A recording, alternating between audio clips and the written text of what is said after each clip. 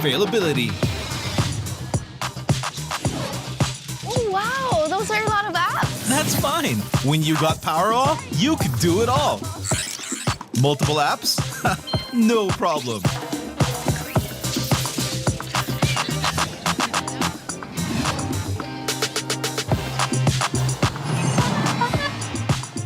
Whoa! From Wi-Fi to data in an instant. Yes, sir. Magic Data saves you anytime you need it. And it doesn't expire? That's right. Cool. Oh, dead spot. If only you could switch in an instant. Oh, wait. What? eSIM is that easy? For For real kasi. backed up by nationwide coverage. So, yeah, nobody knows what Gen Zs want, but we can keep up with real connection and real fast data. Live for real with Smart 5G plus nationwide LTE, Powerall, Magic Data, and eSIM. You guys pretty much know what we need. Live more today. How to register to Smart Gig Arena. First, go to gigarena.smart on your browser. Click Sign In at the upper right corner and enter your Smart mobile number. Enter the one-time authentication code sent to your number and agree to the terms and conditions and privacy policy. Personalize your account by choosing your username and profile picture. Congratulations! You've just taken the first step on your path to greatness. Check out upcoming tournaments and play arcade games. Just subscribe to Gig Arena 20 to join. To join tournaments, click the Tournaments tab. Find the perfect tournament with the search option. Find all the details about your chosen tournament and register. Provide your in-game name, ID, and other details. Make sure you have tickets to join. If not, then subscribe to Gig Arena 20 to get 2 tickets. And you're set. See you at the training grounds.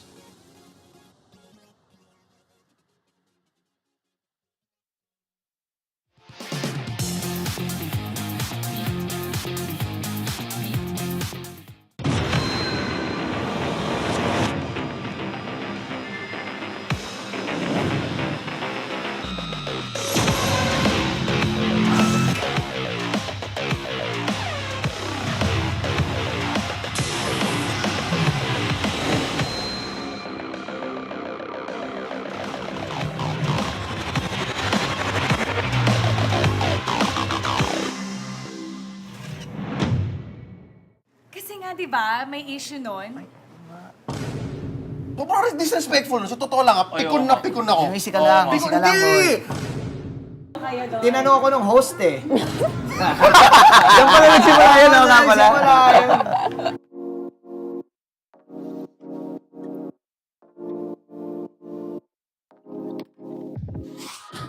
Hi everyone! Welcome to the first episode of the Philippines' most important championships. Ngayon, babalikan natin ang mga laban na talagang nagpakita ng lakas ng Pinas sa mundo ng MLBB.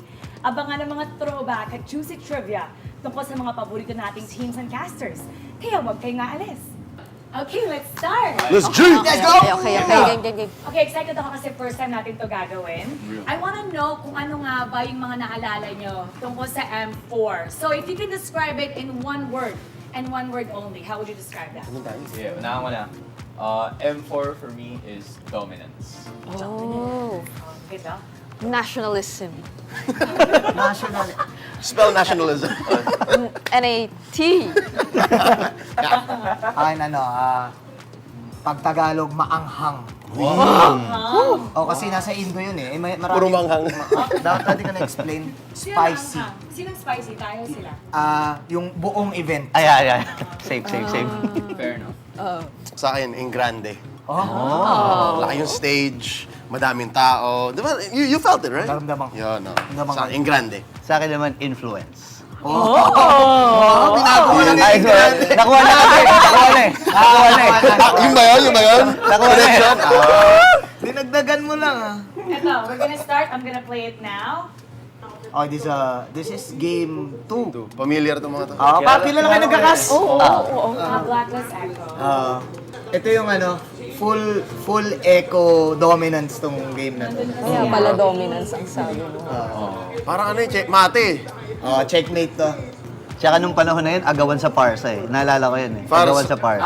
Eve, tsaka Eve. Eve Parsa. Para sa Eve, Fred. XP Joy pa pala nito. Halos 6 months din pala dominant si Franco kasi noong MSC 2022. Franco din eh. Oo. Oo nga, no, light. No, sila light. Sobrang lala nitong M4. Ang dami kong memories. Masasabi ko itong M4 yung core memory ko tong M4. Bakit? Kasi pinadala kami dyan para Ay, naalala ko. Oo, magsayaw. personally, oo. Oo, nanggulo kayo doon. Tinanong ako ng host eh. Yung pala nagsimula yun, ako nga pala. Nagsimula yun. Yeah, dito, ang lala kasi, ito yung nag-finals PH-PH. Tapos, nag-double jacket ako nito. Dalawa, Blacklist oo. Echo. Ay, oo. Oo. Yan. Sobrang, yung finals na to para sa akin, isa sa mga underwhelming na grand finals. Personally, kasi 4-0 eh. More than M3? Mas underwhelming yung M3. Oh, yun. Pero ito, siguro ang sobrang memorable sa akin nung M4 kasi yung buong tournament, hindi lang grand finals yung maaalala mo. Kasi yung buong tournament. Para sa akin personally ito pa rin yung pinaka-favorite kong desk. Like one of my favorite casts in my career. Kasi feeling ko, on showcase, yung two of the best teams in the world at the time. Isang Ube, isang Echo Express. Isang Express. So sobrang bilis tsaka sobrang parang macro bagal.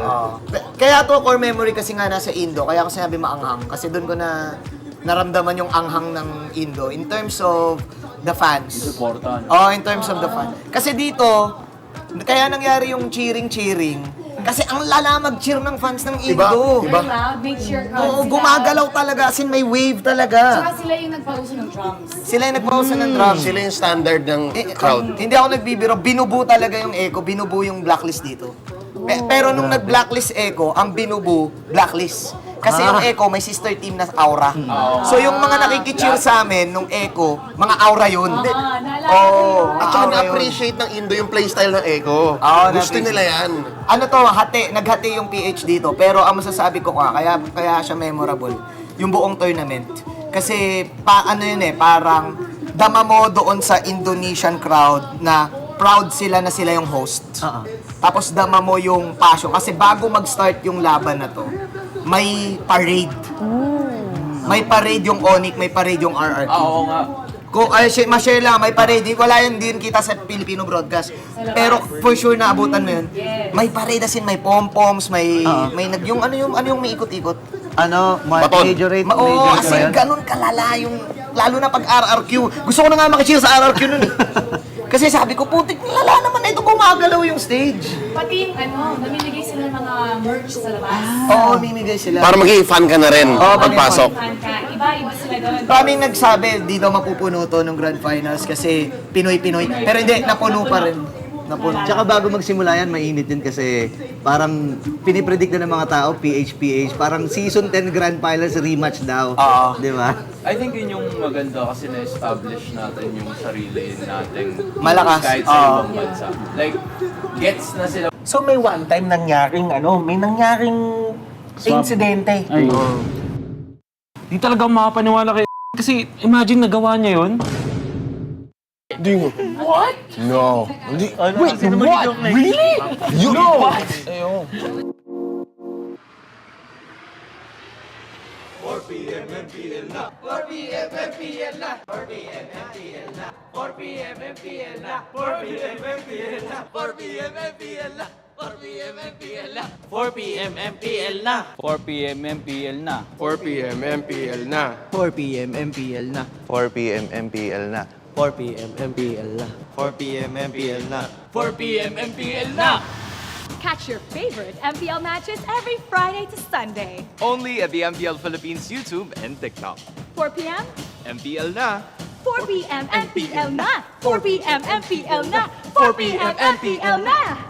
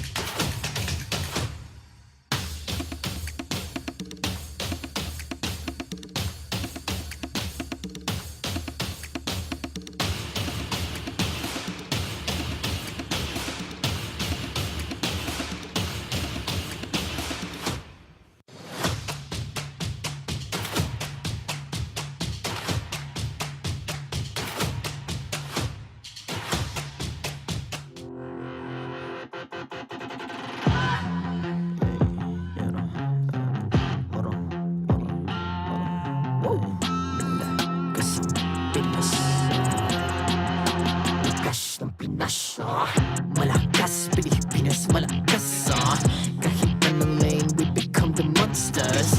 Malakas, Pilipinas, malakas face the golden sun and repping for the 3 stars. Look at us to the top, no ifs, no buts, winning any game para to sa PNAS. Di mo matitin ang aming boses sa new level. Nasa kalye man o mobile, you know I become a legend. Open fire, we unite, we winners. Built with pressure, the diamonds are made of. Switch na lane na parang gera, HP racing, way reset up. Built agad ang buhat ni Hilda, full load SS parang Laila. Susundan ko ang iyong bakas, kasama patas, tagumpay natin to dahil tayo'y malakas. Para sa Pinas, nasa amin ang alas, hindi tuwa atras, kinikilala sa taas kasi kami ang malakas. Para sa Pinas, nasa amin ang alas, hindi tuwa atras, kinikilala sa taas, ganito kami sa Pinas. Wow! Hold on. Yeah, wala kasang Pinas. We are laging MVP, no surrender, no retreat. Pag nagsama-sama, just imagine what we can achieve. Laging MVP, no surrender, no retreat. Giving 100 all my all, cause we just cannot be defeated. We are unstoppable, immune and invulnerable. Ready ang equipment, lahat frozen, malang crowd control. Pakita ko na jab like pow, beast of the southeast. Takas sa watawat, proud and loud, cause every enemy we devour. Susundan ko ang iyong bakas, kasama patas, tagumpay natin to dahil tayo'y malakas. Para sa Pinas, nasa amin ang alas, hindi tuwa atras, kinikilala sa taas kasi kami ang malakas. Para sa Pinas, nasa amin ang alas, hindi tuwa atras, kinikilala sa taas, ganito kami sa Pinas. Wow!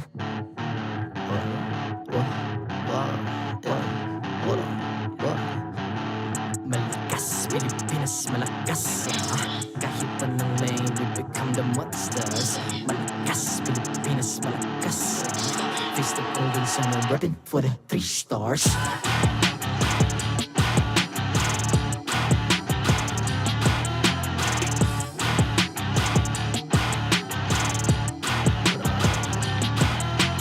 Ang lakas ng Pinas, we unite, be the stars. Ang lakas ng Pinas, we unite, be the stars. Ang lakas ng Pinas, we unite, be the stars. Ang lakas ng Pinas, we the stars. Ang lakas ng Pinas, we unite, we the stars. Ang lakas ng Pinas, we unite, we the stars. Ang lakas ng Pinas, we unite, we the stars. Ang lakas ng Pinas, we the stars.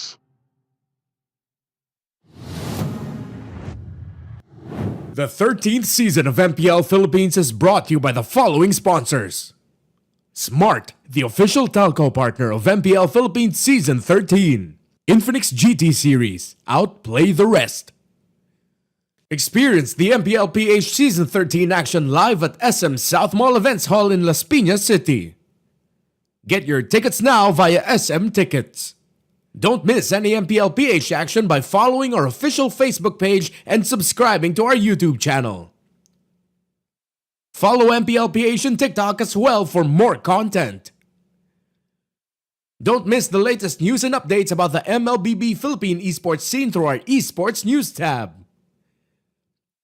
Visit the esports page on your MLBB app now and be a part of Lakas ng Pinas. To ensure the equality and fairness of our games, MPL Philippines is also monitored and supervised by the Games and Amusements Board.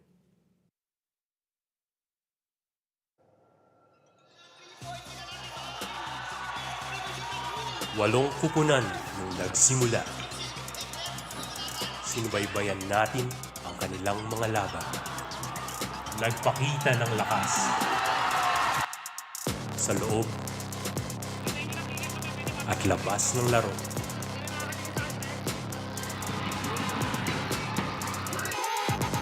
Ngunit sa huli, Anim lang ang magpapatuloy sa laban.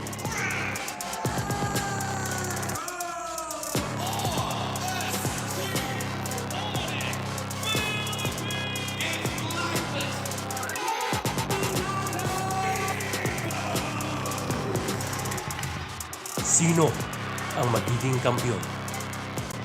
Sino ang tunay na magtatagumpay? Abangan ang huling laban para sa tagumpay.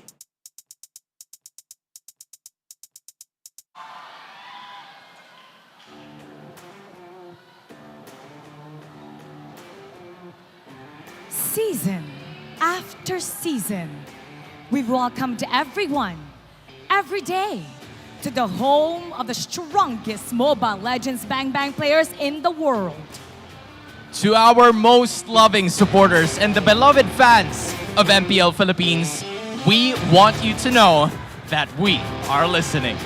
Now, bask in the very reason why we are called as such. Ladies and gentlemen, welcome to the MPL Champions Arena.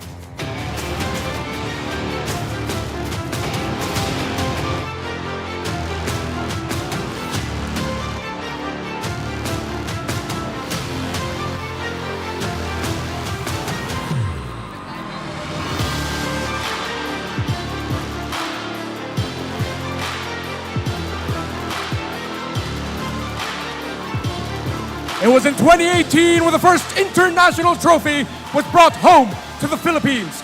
A 3-minute signal ultra graced the grand final of MSG to ensure that Filipinos will be crowned as champions. Representing the MSC 2018 champions, Hayes!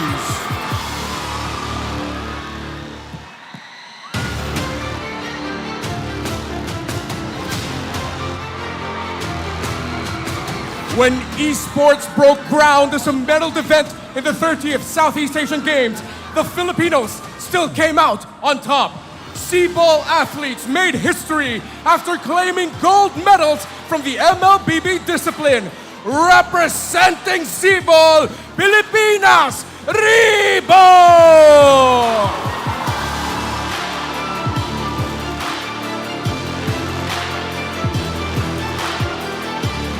Amid the challenges of the pandemic in 2021, the Filipinos still joined the fight at the second MLBB World Championship. Then Bren Esports outlasted Myanmar's Burmese schools to claim the country's first world title! Representing the M2 World Champions, Coach Taki!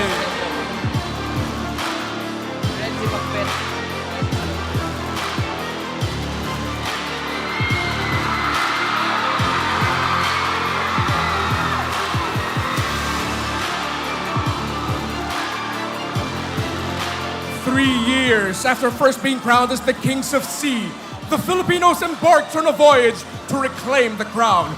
2 Filipino teams dominated the tournament anew, with execration emerging on top. Representing the MSC 2021 champions, Coach Pakban!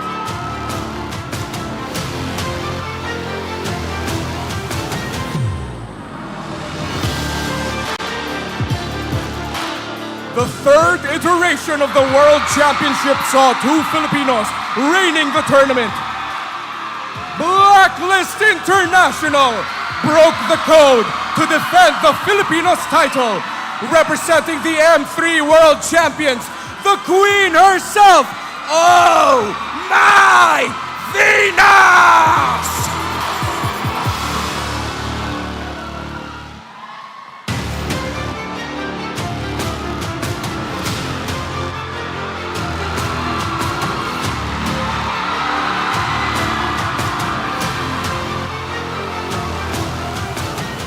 In 2022, the Filipinos only strengthened their supremacy.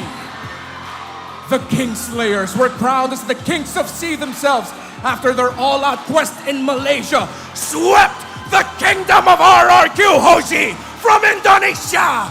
Representing the MSC 2022 champions, their manager, Lexi!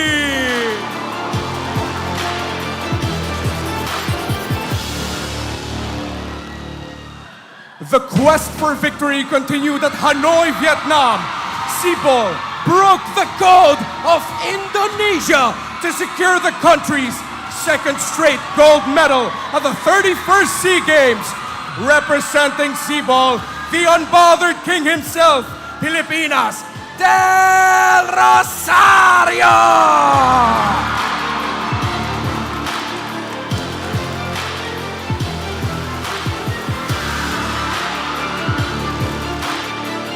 The fourth iteration of the World Championship saw a loud orca swimming against the tide.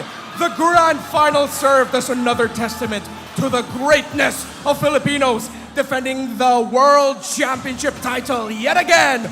Representing the M4 World Champions, Coach Tic Tac!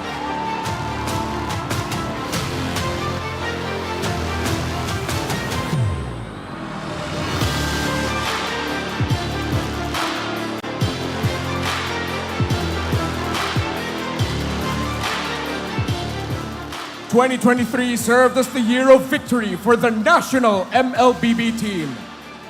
Their first stop was Phnom Penh, Cambodia, to defend and claim the country's gold medal at the 32nd SEA Games, representing Sipol, Pilipinas, Makassar!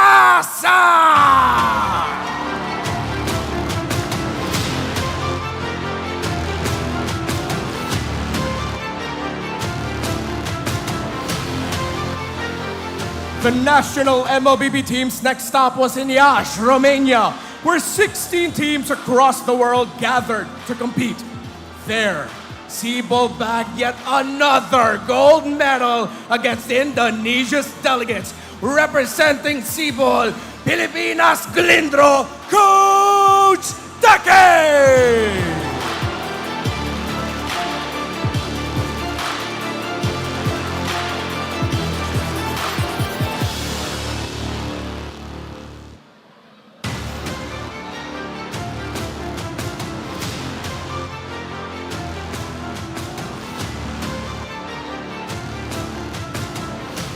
Before the final stop of last year's competitive season, the Filipinos ended Indonesia's reign at MPL Invitational. The Kingslayers overcame the Orcas in another all-Filipino grand final held at Jakarta, representing the MPLI 2023 champions, Lexi!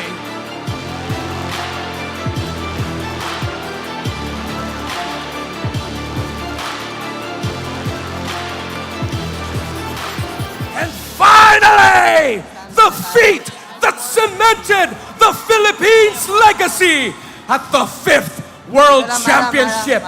Then AP Bren became the first two-time world champions, defending the Filipinos' title in home soil. Representing the M5 World Champions, legend Ducky himself, Coach Ducky!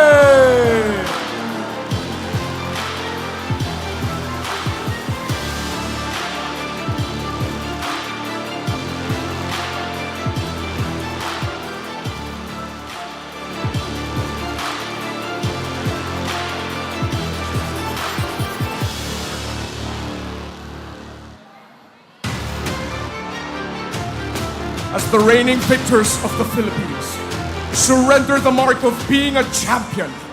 They join the 6 teams who will vie for the coveted title, Champions Arena. This is the MPL Philippines Season 13 Playoffs!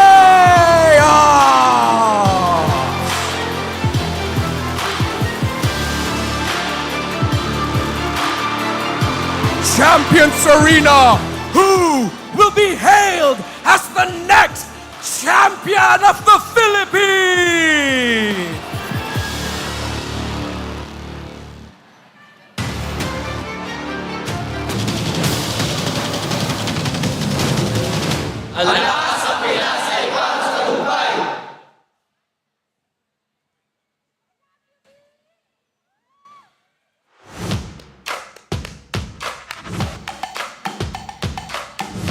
Ang huling yugto para sa laban, para sa tagumpay ay magsisimula na. I'm Mara Aquino. And I am Hans Galeria, and together would be with us would be none other than Reptar, who just gave us a massive introduction towards What's our up? legendary Okay. players, and this is an exciting day, an exciting start patungo sa MPL Playoffs. How you doing? Catch your breath first. I'm okay. I'm actually kind of worried that I'm losing my voice, but it's fine. Ang dami nating titulo eh. Wala yun. Ganun talaga eh. Home of champions. I got goosebumps. I literally got goosebumps as I watched the players come. I mean, even when V came in here, did the crown pose, everybody was cheering. We're so glad sa first day ng ating playoffs. You know, just the representation that we've had showcased the level of competition na kaya nating ibigay dito mismo sa Pilipinas, which brings us to the competition at hand. The gauntlet format for right. the MPL Playoffs really is massive. Let's talk about the format this time. So it's the gauntlet format, the very first time in the history of MPL history that we're going to be doing this. So the playoffs, we start off with the play-ins. 2 single elimination best of 5 series.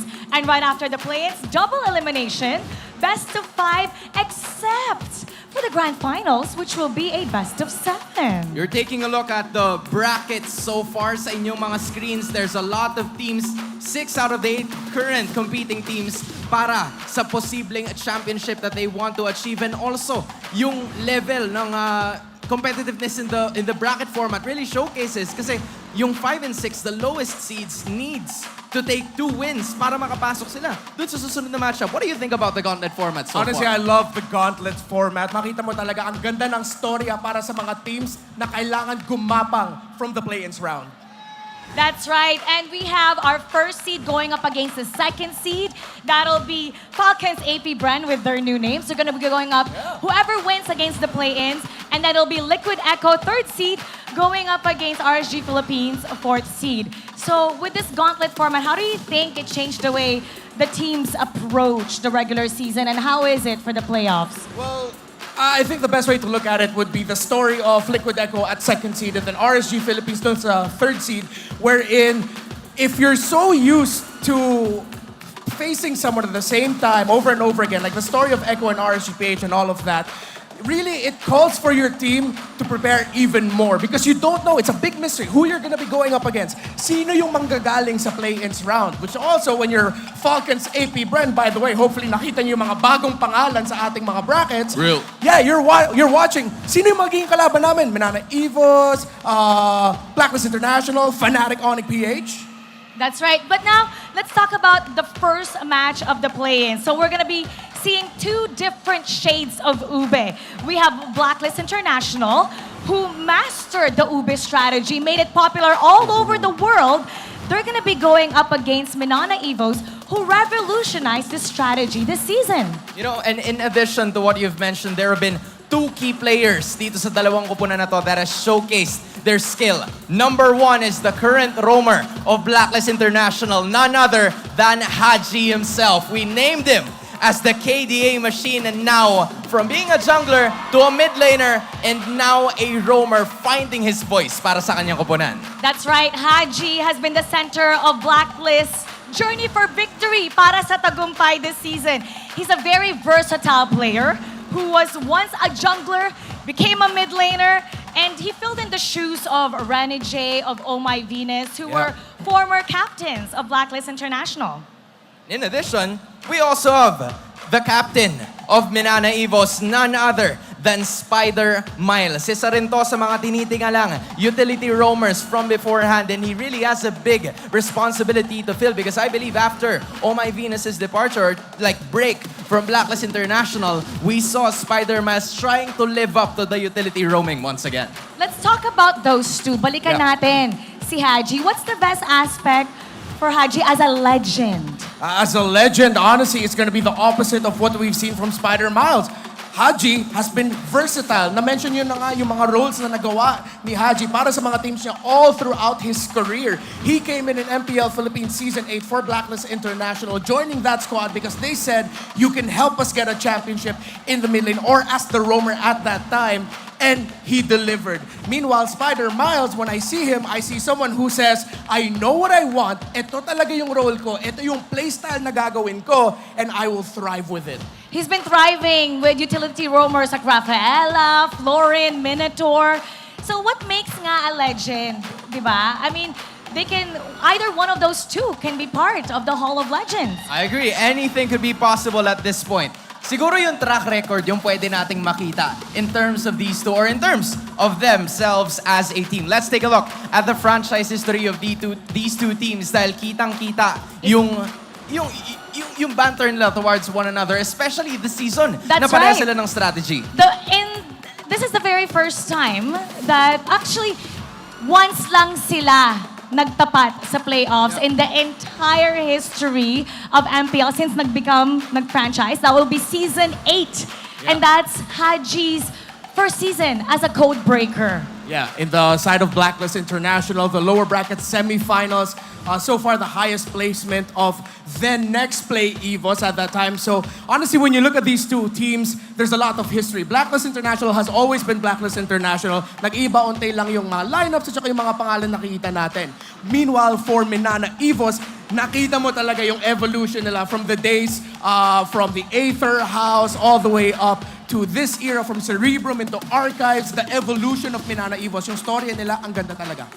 Alam mo, talagang lahat tayo panalo ngayon. Everybody here in the MPL Champions Arena. Pero yung ating mga manonood, pwede rin kayong manalo. Gusto niyo bang manalo ng 2,000 diamonds? All you have to do is pay attention here sa MSC Matanglawin Spot Challenge. Because throughout each broadcast, they will be hiding the MSC trophy in the different parts of your screen or maybe in the arena, and all you have to do is to take a picture with the MSC trophy element and post it on Facebook with the hashtags #MPL-PH S13, #MSC 2024, and #Lakas ng Pinas. Winners will be picked randomly and that will be announced right after the playoffs. So watch out for that trophy.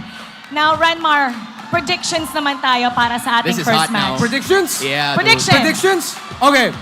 Di ako magbibigay ng pangalan, but medyo baka hot yung take ko. Final score, 3-1. 3-1. Pwede. Huwag natin bigyan ng pangalan. Hulaan nyo lang, comment down below kung ano nga ba ang inyong predictions. Now, how about we start the first match of our play-in? Absolutely. This is playoff time. Ladies and gentlemen, this is Blacklist International kontra sa Minana Evos. Casters, pasok! 7 incredible weeks of one of the most competitive regular seasons has led 6 teams to the Champions Arena here. In the next 5 days, we'll find out who is going to be champion and which 2 teams will face off against the world to represent the Philippines.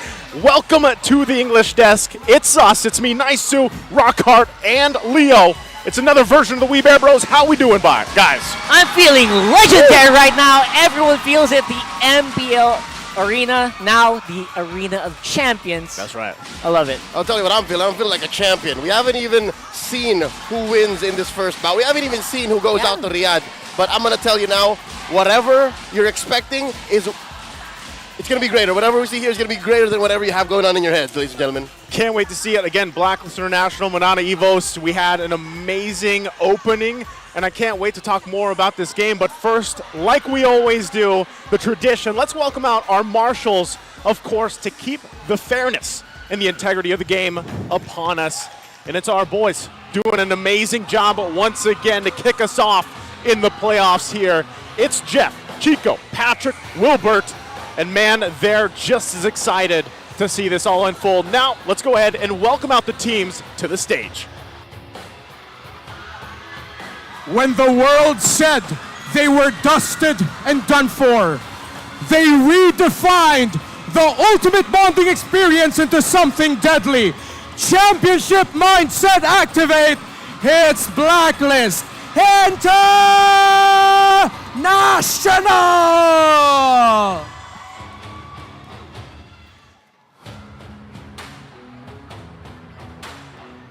They finished their 3 seasons long story of returning to the playoffs. But can they prove that to make it past play-ins, you don't need to reinvent the wheel, you can break the code instead? Roar for Minana Evos!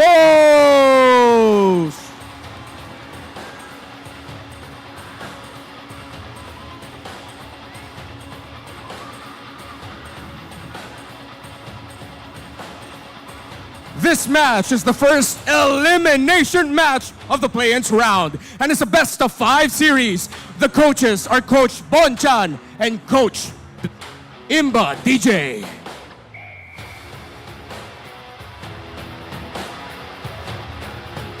Champions Arena. Who will be the first to fall? Who will survive?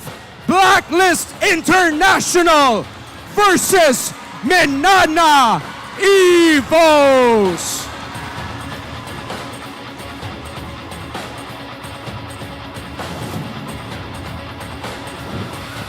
And there we have it.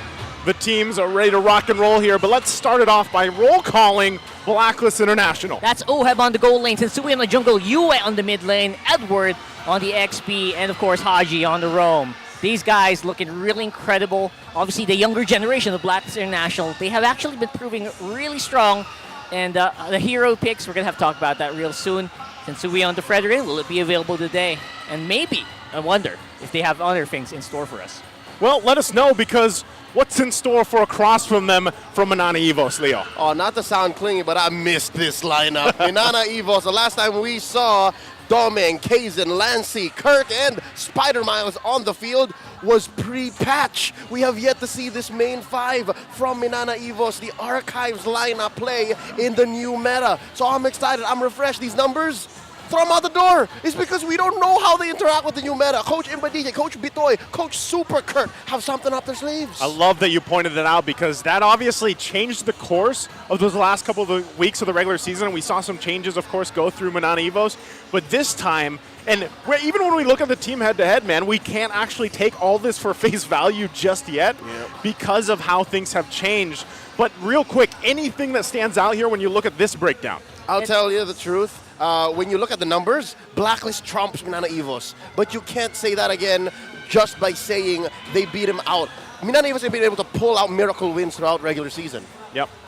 Actually, the more stability, in terms of score stability, I feel like Minana Evos actually come out on top. Blacklist International have been able to get to this spot, but through, like you mentioned, like quite high effort lucky breaks sometimes. So I feel like Minana Evos, definitely those numbers really did not do them justice. Yeah, and let's see, because these guys, we saw the anatomy of a legend if you joined us for that opening part leading into this. Haji and Spider Miles. We know really the impact that Haji has had overall in his career, and Spider Miles, for some viewers out there, especially internationally, you know, they saw him for the first time really in this season, maybe for some of them, but they saw how much of an impact, because I remember getting questions before like, man, Spider Miles is just getting banned out like what they've seen previously from the team across from them in history, right? Is he that good on these roams, on these roam picks? And that answers the question. The respect is there, but also we have to dig into the keys to victory here, brought to us by Infinix. You got to change the question. It's not if Spider Miles is good. Is he still good? The patch has not been kind to many different strategies. I'm looking at Nolan. I'm looking at Joy. But here we are with the Infinix keys to victory. Blacklist has to continue challenging Minana Evos' identity. Check if that's still what they want to do after that patch Minana Evos, they got to prepare for Sui's deep jungle hero pool. It was but 9 months ago that they faced off against now known as Fnatic ONIC in EVM Convention Center, where they had 5 games, and Sensui had to play a Popolin Koopa in the jungle. I'm wondering if something like that's going to pop out here today. And last but not least, it's a best-of-5 series. Adjust and adapt for many members of Minana Evos. Specifically, it's the first time that they're facing off in a best-of-5, in a location, in a venue like this with the stakes so high. Love that you pointed it out. It's a best-of-5 ahead of them, and yes, this will be the first for some of these players going in the distance, right? Going, hopefully, to the 5 games because, gentlemen, I want us to kick off playoffs with 5 games. If we don't, I feel robbed, at least for the opening series, because remember, too, these teams, they're in that gauntlet. They're in the play-ins here. And one of them, of course, has to go home. One of them will go on forward to play against ONIC, Fnatic ONIC waiting for them. And you're going to see here as well, Blacklist is going to pick blue side.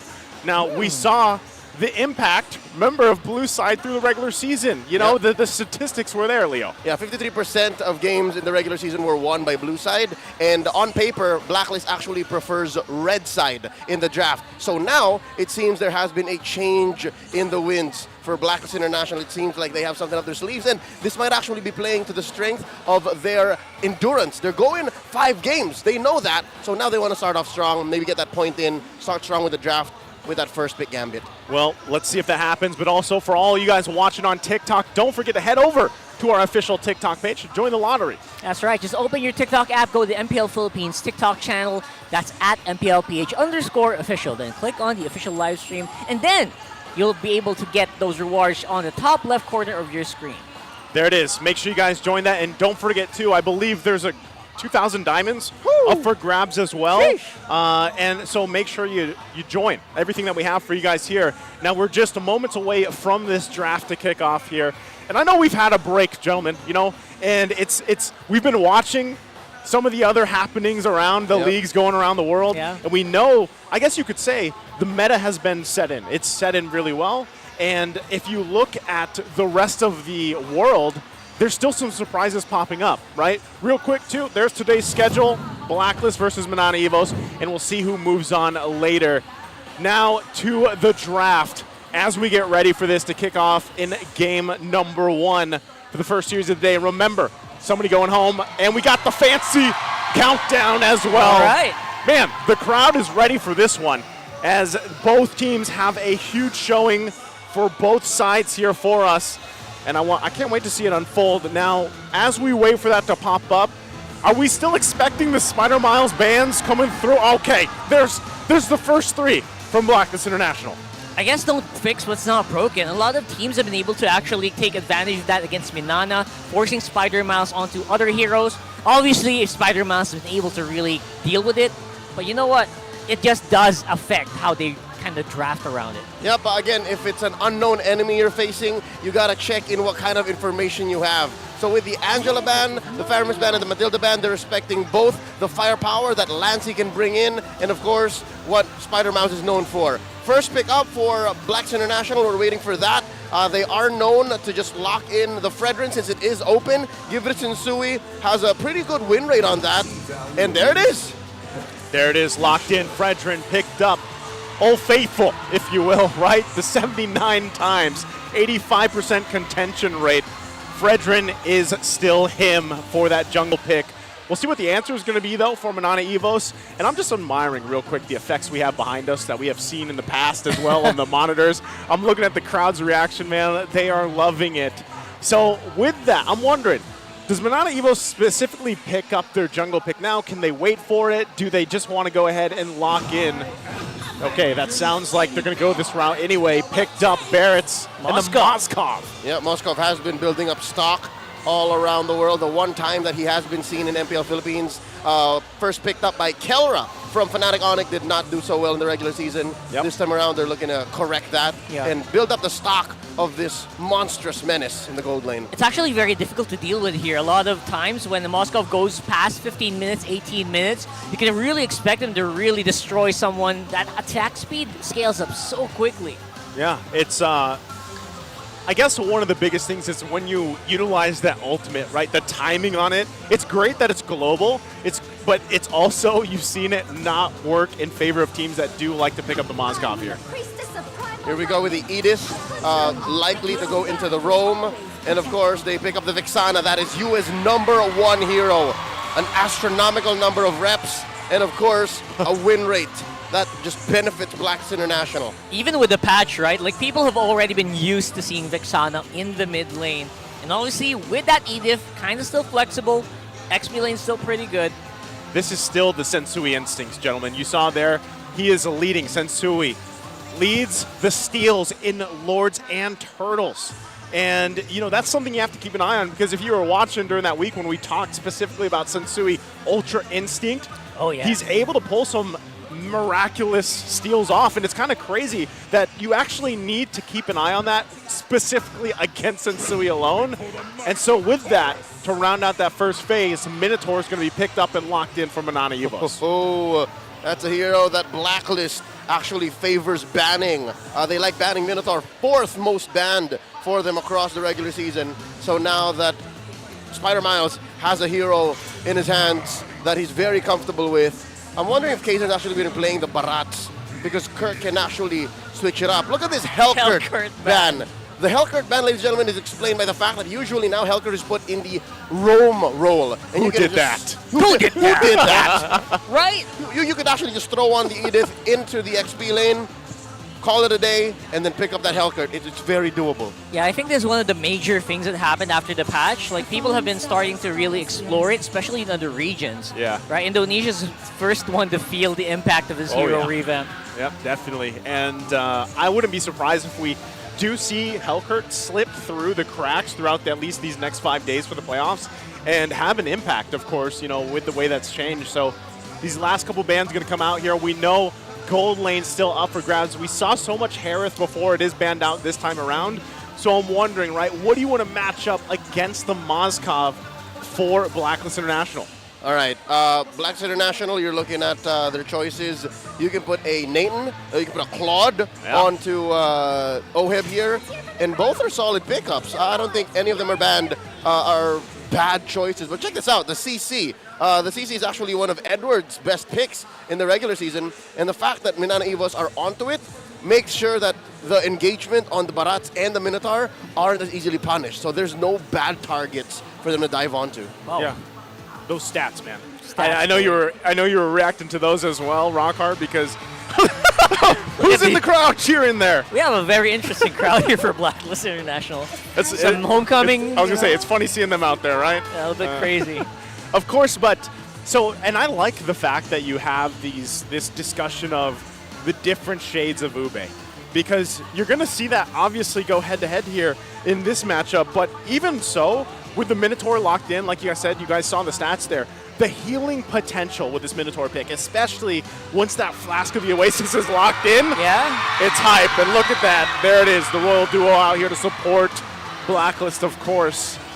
And one of Manjean's teammates, or no, enemies. Not teammates, sorry. Bitter rivals. Bitter rivals. rivals. Yeah. Okay, here we go. There it is. There's the Yuzhong. Looking to pickup. dive onto the Vexana and whatever the gold laner on Blacklist might be. So can hunt down the Nathan, can hunt down the Claude, if ever. That's on Kirk. I wonder. They're still looking for a gold laner here and an XP laner. Okay. Man, that's a really bulky lineup we have here right now for Minana, and almost all of them is physical damage, so they're going to have to go heavy, go ham on this mid lane pick leader. You can put a Benedetta on Edward here. Could. Oh, there's the Claude. What did I say? I hate it when I'm right. Oh, wait, what? What? Where's the Benedetta? Wait, no, is this the Benedetta? I was going to say, we had this happen in the regular season where it showed Khalid, but it was the Benedetta, so we'll have to wait. So which is which? Which is which? It's Benedetta. It's written there. Okay. Oh, yeah, it's All a right. Benedetta. Okay. I take it back. I hate it when I'm right. Rewind. All right, that's locked in. Small. Yeah, and the Claude too, of course, being picked up here for Oheb, going against that Mozkov. And now this last pick, what are we feeling for Minana? Very Still need a heavy. mid laner, gentlemen. And the Valentina is the last one left. No Faramis, no Lo Yi, No Novaria. Lilia, Not no even Novaria, Lilia, right? So no Vex. wow. That's all that's left. That is a tricky position Minana's in right now in terms Put of the mid Val. lane. And then if you pick the Valentina, there's nothing to steal. So Lancey, what's in your pool, man? What's in your pool? Okay, that was definitely a not a what I was thinking. Aurora. Wait, Aurora, okay. All right. This has actually experienced a pick already here for a few teams already. TNC Pro Yeah, Team. TNC, Used right. to rock it a lot in the It regular was season. pretty good. Hatred played Optimistically speaking, it was pretty good. it on its own. Just on its own, right? It Yeah. didn't really mesh well with a comp. That's a problem. In a vacuum, yes. Yeah, so If you think about it, the amount of CC here from Minana Evos is devastating. Through the roof, Like, actually. yeah, because you have Daytona's Welcome, you can lock down someone exactly when you want to, and then of course into the Glacier, into every other piece of CC you have available to you. So I feel like that's one of the biggest challenges that Blacklist International has to approach this. And I think that's why even the Claude works so great, because you can kind of go in and out, pull little Bobby tricks, if you will.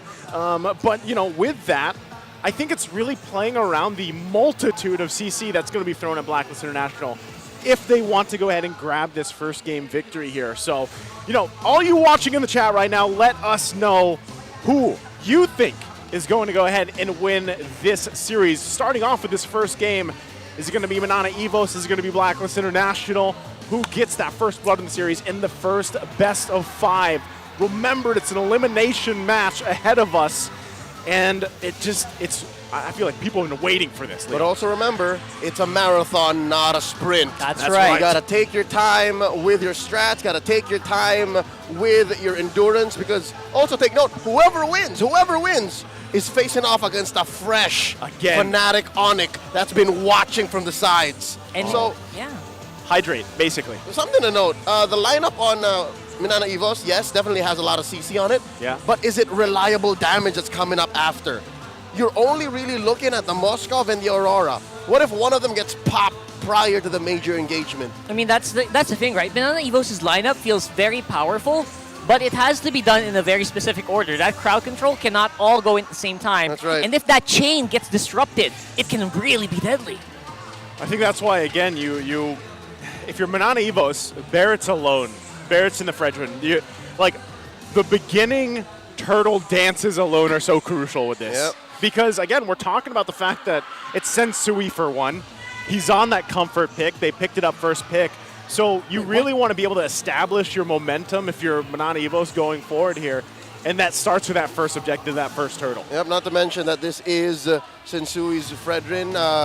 I'm assuming that it's going to be rocking the support emblem, which will ensure its nigh off cooldown dashes much faster on the mechanics. And I think that's what explains Blacklist's lineup rating. Their laning potential so much higher because, again, there's more reliable damage across the board. Their mobility also much higher. And it's just easier for them to say, we'll do this at any point in the game. As for Minana Evos, there's at least 2 or 3 lines of communication and entry points for them to consider before things go their way.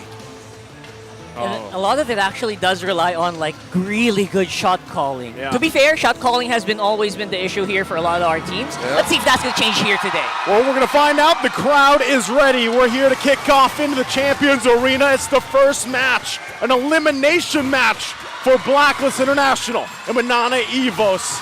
Both teams getting situated in the jungle. And as we get ready for this, we'll have to keep track of these rotations, things getting settled in on the jungle specifically. And real quick too, we'll take a look at the emblems in just a second to see if anything sticks out. But, Sensui, hey, he's rocking the Concussive Blast this time around. Yep, Concussive Blast with let me hold my tongue there. It's actually a tank Fredrin with Thrill.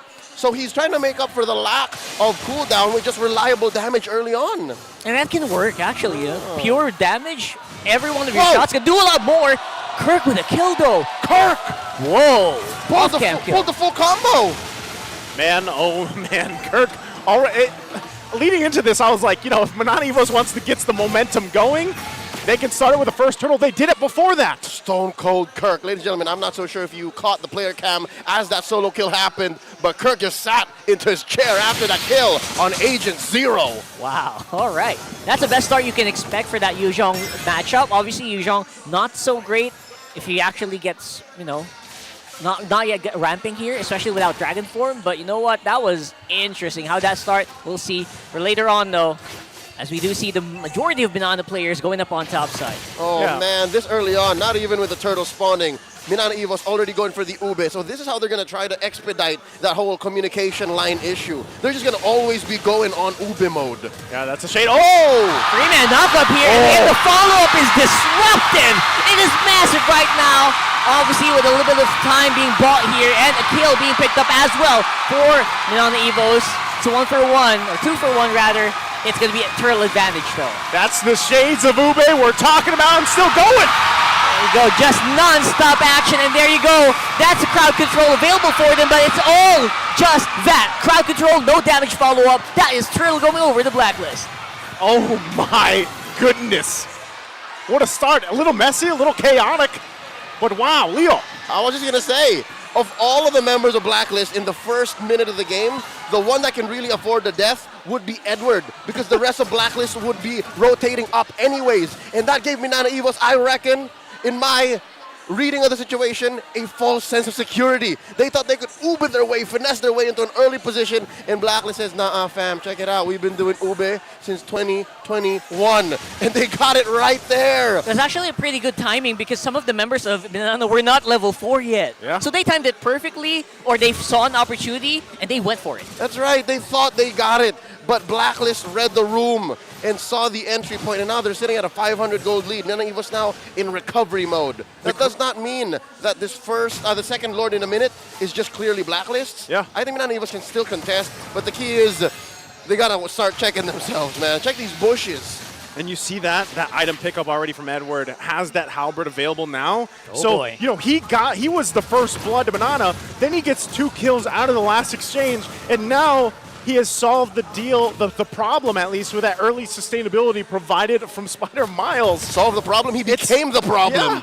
So now, for Minana Evos, that is tough to deal with in this early portion of the game.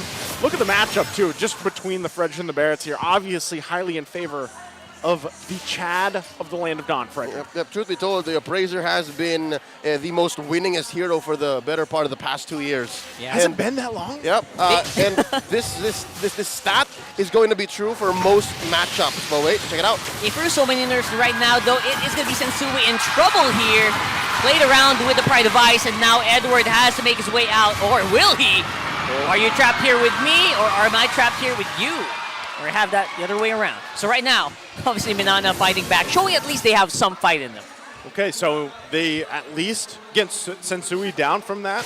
You know, still whittling down the gold a little bit. It wasn't anything crazy to begin with, but now that this objective is up, the turtle is up here. Well, how long did it take? Yeah, that's true. And how many heroes did they send? Good point. You know, anything is better than nothing for Minana Evos at this point because of how that last exchange went minutes ago. So they're going to go ahead and start up this turtle. Both teams getting in position. You can already see Kaizen making his way as well. Ooh. Let's see if they get in this position. Domeng and Oheb just farming up. Key pickups on the mid laners. Yue had just picked up a necklace of Durans. So you're going to stop Kirk, you're going to stop Miles, even Kaizen from getting some healing on. And then you'll check out Lancy, first pick up the Queen's Wings.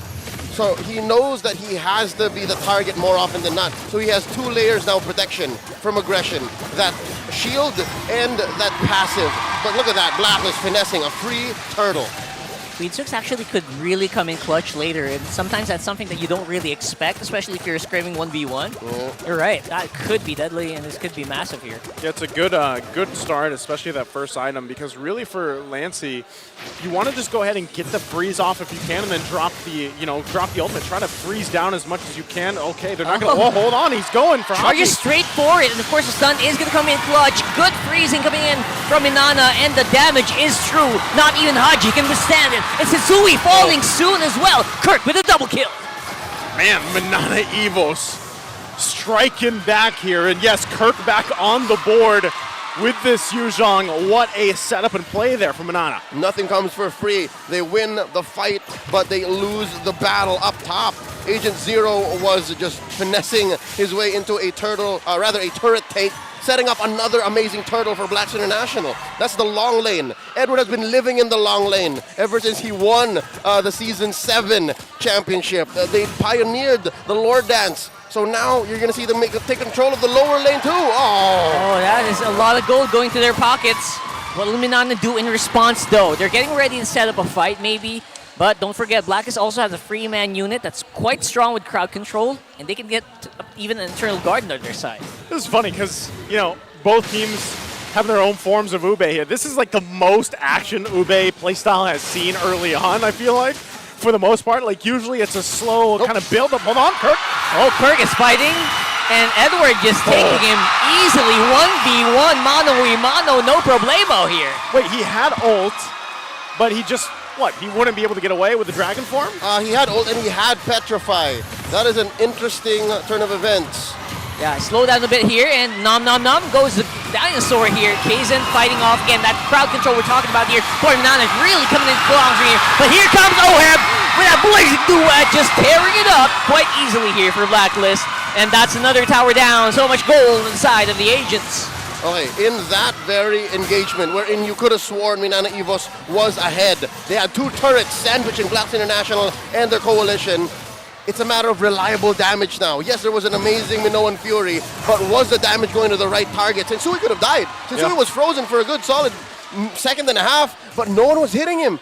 And that's because Doming was down bottom. Doming was pushing. So now Minana Evos are clearly behind. For the first time, I think, in this 8-minute bout, I'm going to say now Minana Evos have some thinking to do. Yeah, and I think even when you look real quick at just how both roams are doing here, you see that a lot of the heals going for Spider Miles, but the time control, that crowd control coming out from Haji with this Edith pick is paying dividends so far in these skirmishes, in these team fights. And so we'll see how the adjustments come through. Minana Evos, the fact that they are just working on getting space across the map. Oh, Edward. Oh, that combo with the Petrify, the Electro final blow here could have actually gone a lot done. Right now with the support of Spider Miles, he will be fine. And they're going for the re-engage. Great stun here coming in from Doming. No assist whatsoever needed. But look at that, the bottom lane being pushed again by Blacklist, man. Ooh, it looks like they want to go straight for the jugular, want to pierce that bottom lane inhibitor. But just the same, Blacklist is going to lose that top lane tier 1. Interestingly, the map is rubber banding. The map is going back and forth. Oh, Doming! Very heavily. Doming now uncontested. Haji can't really do much here. Sensui trying to make sure his presence is known, maybe to try to attempt a hit here, but no. You went close by, Oheb. You're going to reset. So with that, they get ready. They prepped and ready for this Lord. I would say Minana Evos did the best they could given the situation to go ahead and try to set things up. So they're in a good position to dance for this Lord here because we know Blacklist International is going to want to go ahead and start that up and see how things go. You're seeing the breakdown here too between the gold laners falling into place.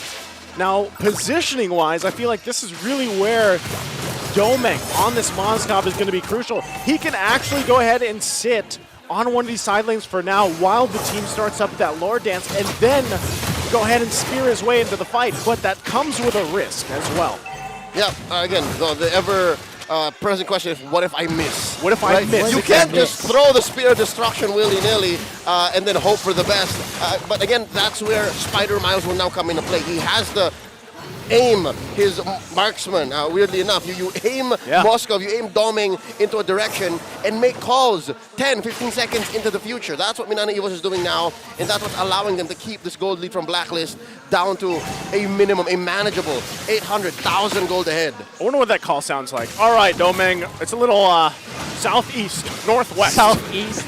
Northwest of here, throw the spear. I mean, play-wise, right? Like, all right, we're going for this, we're going diving here, where we're going to be holding this out, throw it now, you know? It's more about when and where. We'll see if that plays out. Once again, both teams holding on to this Lord dance. No one wants to commit just yet. And this, honestly, for Minana Evos is going to help them kind of build up some of that gold, get to the items that they need, of course, for it. But the positioning, the CC that's going to be thrown by Minana Evos is what's crucial here that Blacklist International avoids, and that's why they're taking this so slowly. They want to build up, and there's a big pickup, too, for Spider Miles, getting that Flask of the Oasis now. Oh, nice knock up here again. I don't know what the answer is going to be, but there is a back attack here. Minoan Fury, a lot of people in the air, but they had the damage just not quite there. Oh, with the damage, and there you go. He's shut down by Doming. Doming's going crazy right now. No, from the Lord! No, from the Lord, man! That Lord assist was huge, and Sensui gets it. What the heck just happened there? The Lord happened. Blacklist International timed it well. And now Lancey's the only one left. Oh, what a disaster! Oh, man. What looks like a great setup for Minana Evos. And even Domain coming in unleashing, but then trouble struck. Watch this replay. Oh my god. It was almost perfect. Minana Evos almost wiped out Blacklist International. Again, the whole Spear of Destruction play, the last minute entry by Doming almost paid off, but check this out right here. 3, 2, 1. Oh, God. Little did they know Lord was on Blacklist side. Like a trampoline. No, to be fair, I think Blacklist had some level of control there because they spaced out their members. They made sure that whoever was going to get jumped by Lord was okay to die, and then the rest would collapse on the collateral from Minana Evos. That was amazing. Great work by Blacklist here. Yeah, great positioning there and to deal with that. So given that whole exchange, they're going to get these tier 2 turrets down. Lord was already taken care of by Minana Evos. They should be able to clear lanes pretty well with this lineup here. So for Blacklist International, they just have to be happy with what they were able to get themselves and play around this gold lead now that they've secured. At the very least, you know what? Minana Evos don't need to panic too much because Moscow scales so well. Yeah. They can drag this out to 20 minutes. They'll be fine for sure. Yep. Again, going off of that tangent of wiping the waves and controlling the map, Minana Evos is okay. Minana Evos can actually do that. Worst case scenario, there's a threat of a penetration at 15 or 16. That's the worst case scenario. As long as they don't get wiped out, maybe. Yeah, you know? best case, Doming is able to work the side lanes, get a split push in, and then even try that same play again as they did from the Lord. Because again, it looks like it worked. All they needed to do was not get jumped. Yeah. Actually looks so good. Yeah. But they're so good at that Lord, and they're so good at that Lord fight. We saw Shades of Blacklist doing this in week 1, 2, and 3 of the regular season. Yep. And now it looks like they're back in shape. They're back in shape, and you saw what they were able to get off that Lord advantage. Getting the space, getting the gold, and for Minana Evos, you even saw how much damage Doming has done when he's compared, of course, over here to Oheb. Now, Oheb, it's a little bit harder because obviously you're just trying to get those stacks and then go in with that Blazing Duet, BMI on out of there. Doming's positioning is so much more crucial, especially if he's using that Spear of Destruction, and then, of course, the Inspire, but the amount of damage that he can put out in such a small amount of time is massive. But this is, again, against these heroes like what Haji has on this Edith, Sensui even, they're quite tanky. They're quite durable. That's true. And so that's part of the thing. Oh, no, Doming. Okay. Wait, boy. hold up. Oh, boy. All right, he's fine. He senses it. He sensed it. This is just game sense. This is game IQ. That's Again, right. you don't make it to the Champions Arena without having to cut your teeth, all right? Cut your teeth? It's a saying. Is It's I think. Wow. I heard my mom say it one time when I was like 6. Anyways, looking at this one more time again, the long lane worked here by Yue and Edward, while Doming here just trusting his sixth sense, knows that something is amiss. Because again, look at the map. All you can see in the map is actually Sensui, right? That's it. So I guess Minana Evos, again, if there's something that you can trust with them, is their communication. Yeah, the shot calling to stay on your toes, Doming. Right, don't do it. Don't do it. Don't overextend. Obviously, they're still waiting there as well, Yue and Edward. So that's the information. As strong as Doming is, he can only deal damage to 1 to 2 targets at a time. So if you get caught out, there's only so much you can do. You can dash out once, and then just throw auto attacks in the middle. Yeah, something else to note is we haven't really seen Kirk do much in the past, 6 or 7 minutes? That's true. We need to see Kirk do amazing things, and that's going to come off the back of, I reckon... Oh, no. Haji missed it out. That was a massive use of the flicker here. And that could be something that Minana can use here in the coming Lord fights. They know it's coming. They can buy a few more seconds. I think. Doming timing, man. That's what I like to call athletic. He didn't need the flicker, though. Reaction time. Yep, Reaction time. That's brains and bronze right there. He saw it coming and he acted on it. Real quick, Kirk needs to come in with a preemptive Black Dragon form, a PBDF. I'm not even going to try. If he gets it down, it's going to throw off Blacklist timing. It's been a while since we've seen Minana Evos start a fight and actually win it. That's true. And so with that, you can see the positioning still happening here. Minana Evos respecting the lead that Blacklist does have. Even though that Haji doesn't have this flicker available to jump in with the onward, They still have to keep them at bay, and that's exactly what they're doing. Another one that could have been problematic here. There's Kirk. Obviously, there's going to be a good freeze here for Sensui. Kirk going in. He's looking for trouble here, and he's the one who got found. Ohead can't go in. Blazing Duet already used up. Low HP on their marksman, and now it's Domeng, who seems like he's ready to take these fights. All right, free kill for Blacks International, and it looks like Minana Evos does not want to leave the scene. This might actually be to their detriment. Oh no! Domeng 1v1 with Edward and Agent Zero coming out on top. And here's more.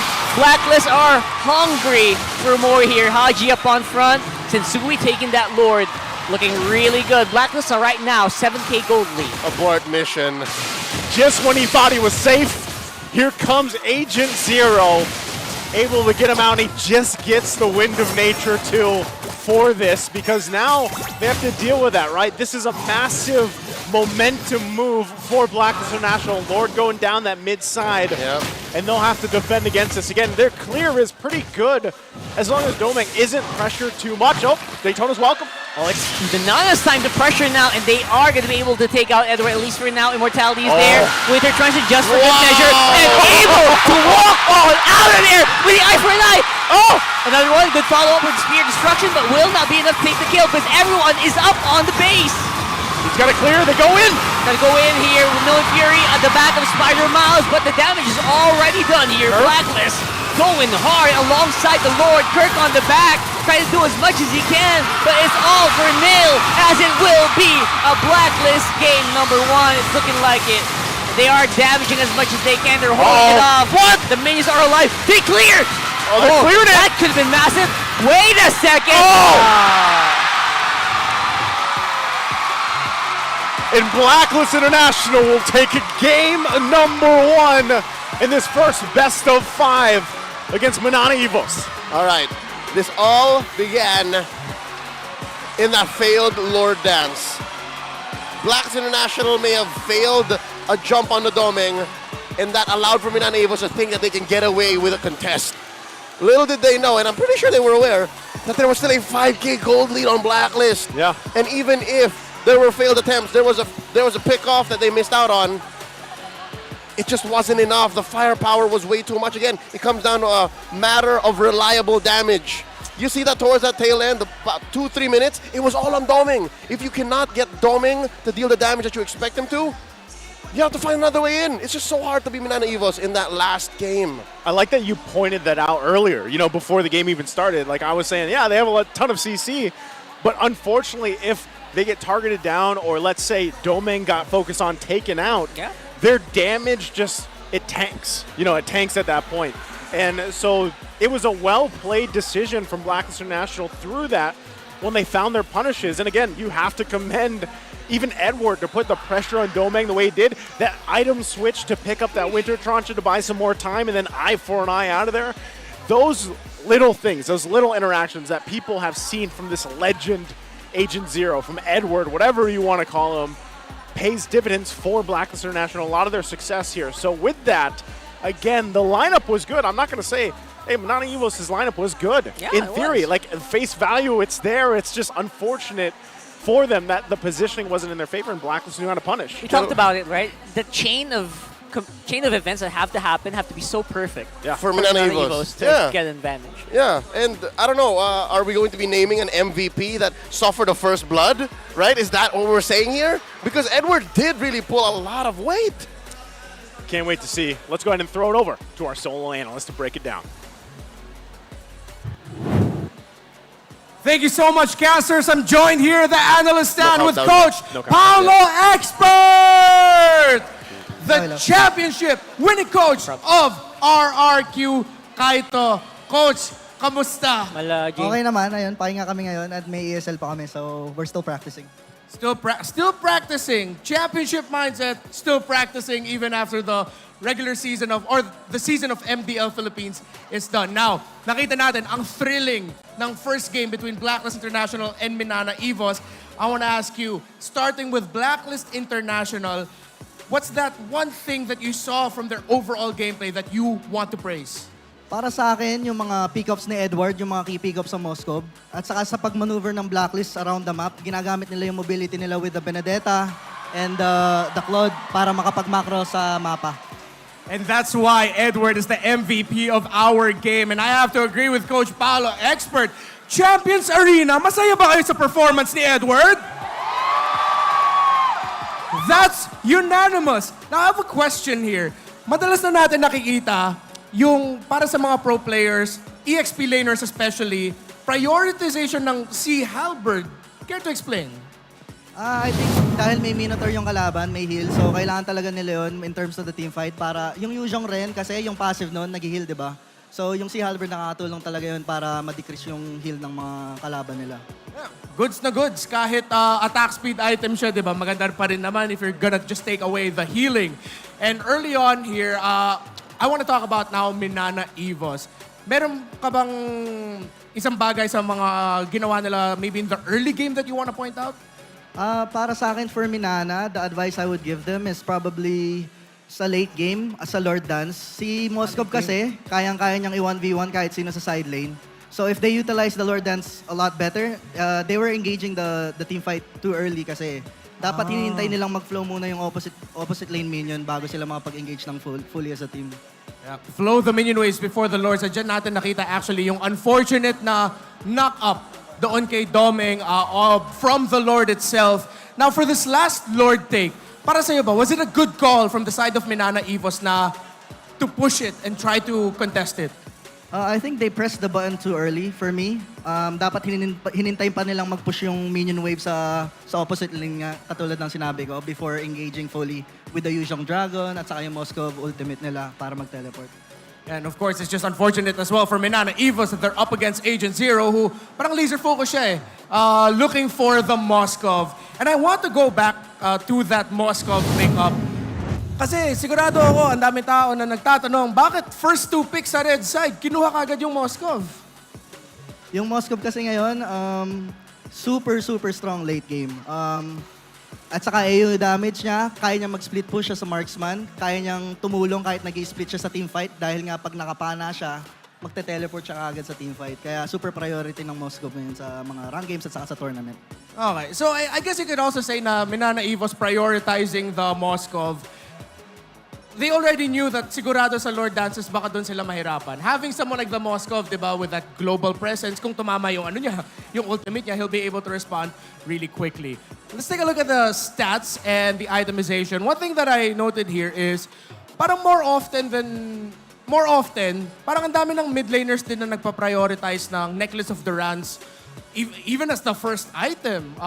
That's usually a point of contention as well for the community. Pero para sa'yo, as a coach, what do you think of the Necklace of the Rans first item for mid laners? Other than the obvious anti-heal nga, nagbibigay na rin ng cooldown kasi yun. So, super effective talaga siya early game. So, kaya inaagapan na nila yung mga healer type na heroes like Yuzhong and Minotaur, which Minana Evos had. So. Now, there's something I noted down here between these two teams na ever since the regular season, it feels like I'm watching a mirror in terms of their rotations maybe or their prioritizations. Did you feel the same way seeing that in game number 1 or did you see two completely different teams? Para sa akin, nanibago ako sa Blacklist eh. Parang ibang Blacklist to ngayon eh. Parang tama nga yung sinasabi ng mga tao na nagsusuper Saiyan mode talaga yung Blacklist pagdating ng playoffs eh. Super Saiyan Blacklist. Yung Blacklist playoffs mode.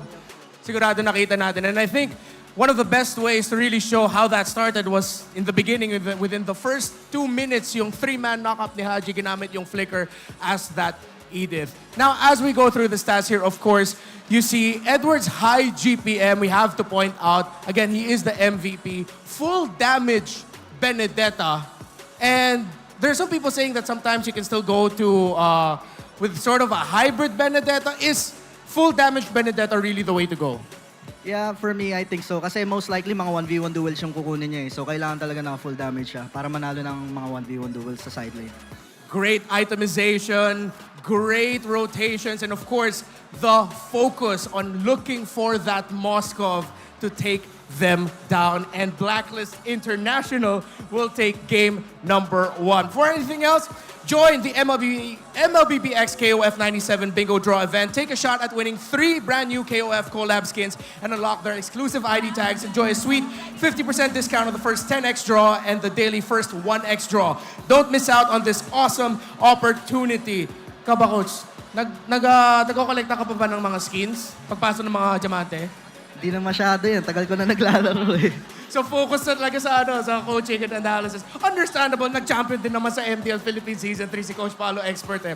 And of course, the Exorcist skin for Haibus and Granger are now available alongside exclusive items. More details on that, but of course, Coach Paolo, expert, will be joining us here in the analyst stand. For now, let's go back to our hosts, Mara and Hans.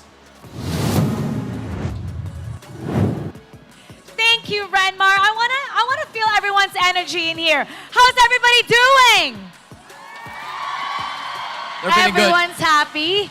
Sounds like everyone's happy that Blacklist International won that in 18 minutes. I mean, it's been a long while since we've had MPL Philippines, and I am sure with the level of competition na nakita natin dito, especially with what Blacklist International showcased us, lalo na yung mga 1v1 plays ni Edward kanina, I'm sure that everybody else was hyped about that. Siyempre, they're performing with the best they can. Nandito nga si Mom Shu and si Pop Shu. Oh, di ba?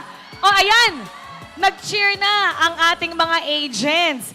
Pero alam mo, Hans, for the first time in MPL, we're gonna have our first official Bahasa Indonesia stream. You know what, Mara? Let's check on how they're doing. Mirko, Kabe, where are you guys at? Untuk teleponan dengan Hi, MPL. Mirko. Hi, Kabe. Hello. How you guys Yo, what's up? doing? Hey. How you doing? We're doing great. We're doing great, Mara. We're doing great. Me and KB here, we've been experiencing the crazy games. Well, actually, just that one game, but... Alam mo, ang lakas talaga ng appeal ni Mirko. Sa sobrang lakas. Gano'ng kalakas? Sobrang lakas na walan tayo ng kuryente doon. Nabalikan natin. Hey, welcome back! Are they back? Are they back? Mirko, I was just saying your appeal is so strong that we could not take it. And it went on a blackout mode. Yeah. I mean, this time, I feel like asking you, Mirko and KB, I want to know what you guys think about that very first game of the MPL Philippines Playoffs. Right. They're thinking about it. Thinking about it deep. I think they're talking. I think they're saying that was really great. Yeah. We thought that was awesome. Yeah. That's what And then Mirko's KB saying. was like, oh, okay, this is amazing. Everybody else was like, whoa. And then everybody else was like, yeah. Of course, in 18 minutes. They finished it in 18 minutes. My name is Mirko. Yeah. And I can't wait for this to go to Game 5. Yeah, okay, that's what they said. Okay, we're gonna wait until we could hear what they're saying. What about for you? Were there any surprises for you during that time? I mean, honestly, I was very surprised with the way nila, the execution of the game. Kasi technically, these two teams are somewhat waiting for the right time to strike. Pero in this matchup, hindi ganun yung nangyari. Una pa lang, bugbuga na kagad. Una pa lang, may 1v1 place na. There wasn't even a Lord fight just yet. There were many fights that were away from objectives. And I feel like for the next preceding games, marami pa tayo makikita ganun. Alam mo, best of 5 to. Anything can happen. But you know how about, let's go straight to Game 2. And we're gonna go back to our casters. Casters, pasok. Thank you so much, Hans, Mara, and I wish we got to hear a little more from our dear friends out there in Indonesia, of course, but maybe we'll get a chance to talk to them, of course, or hear from them after this one or when they get things situated there. Or when they fly here. Or when they fly here. Just kidding. Yeah, that's a just kidding, by the way.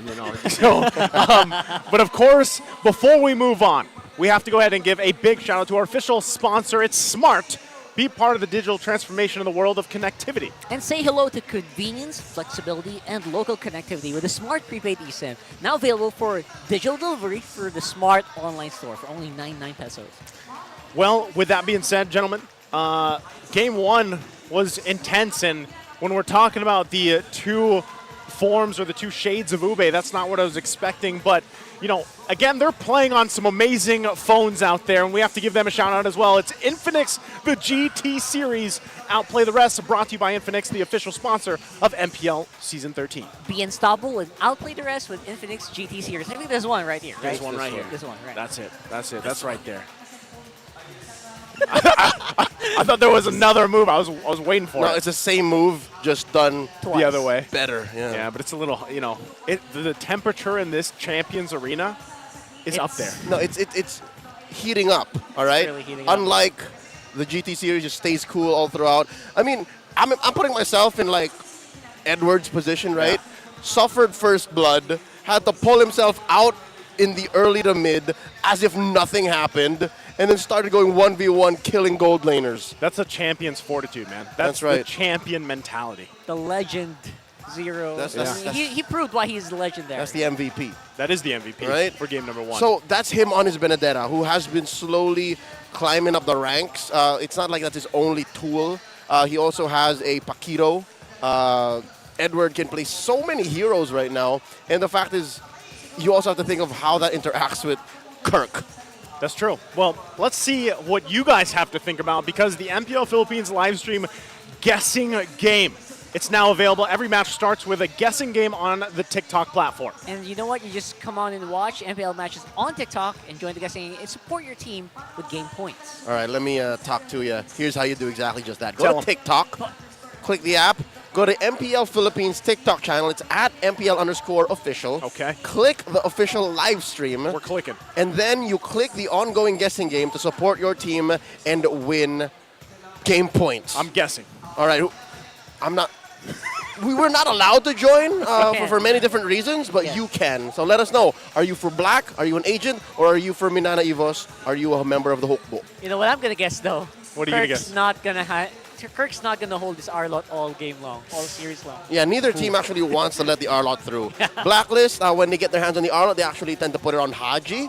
They put Can it on be Edward. But more on Haji. More on Haji. Like 4 out of 5 times, it's on Haji.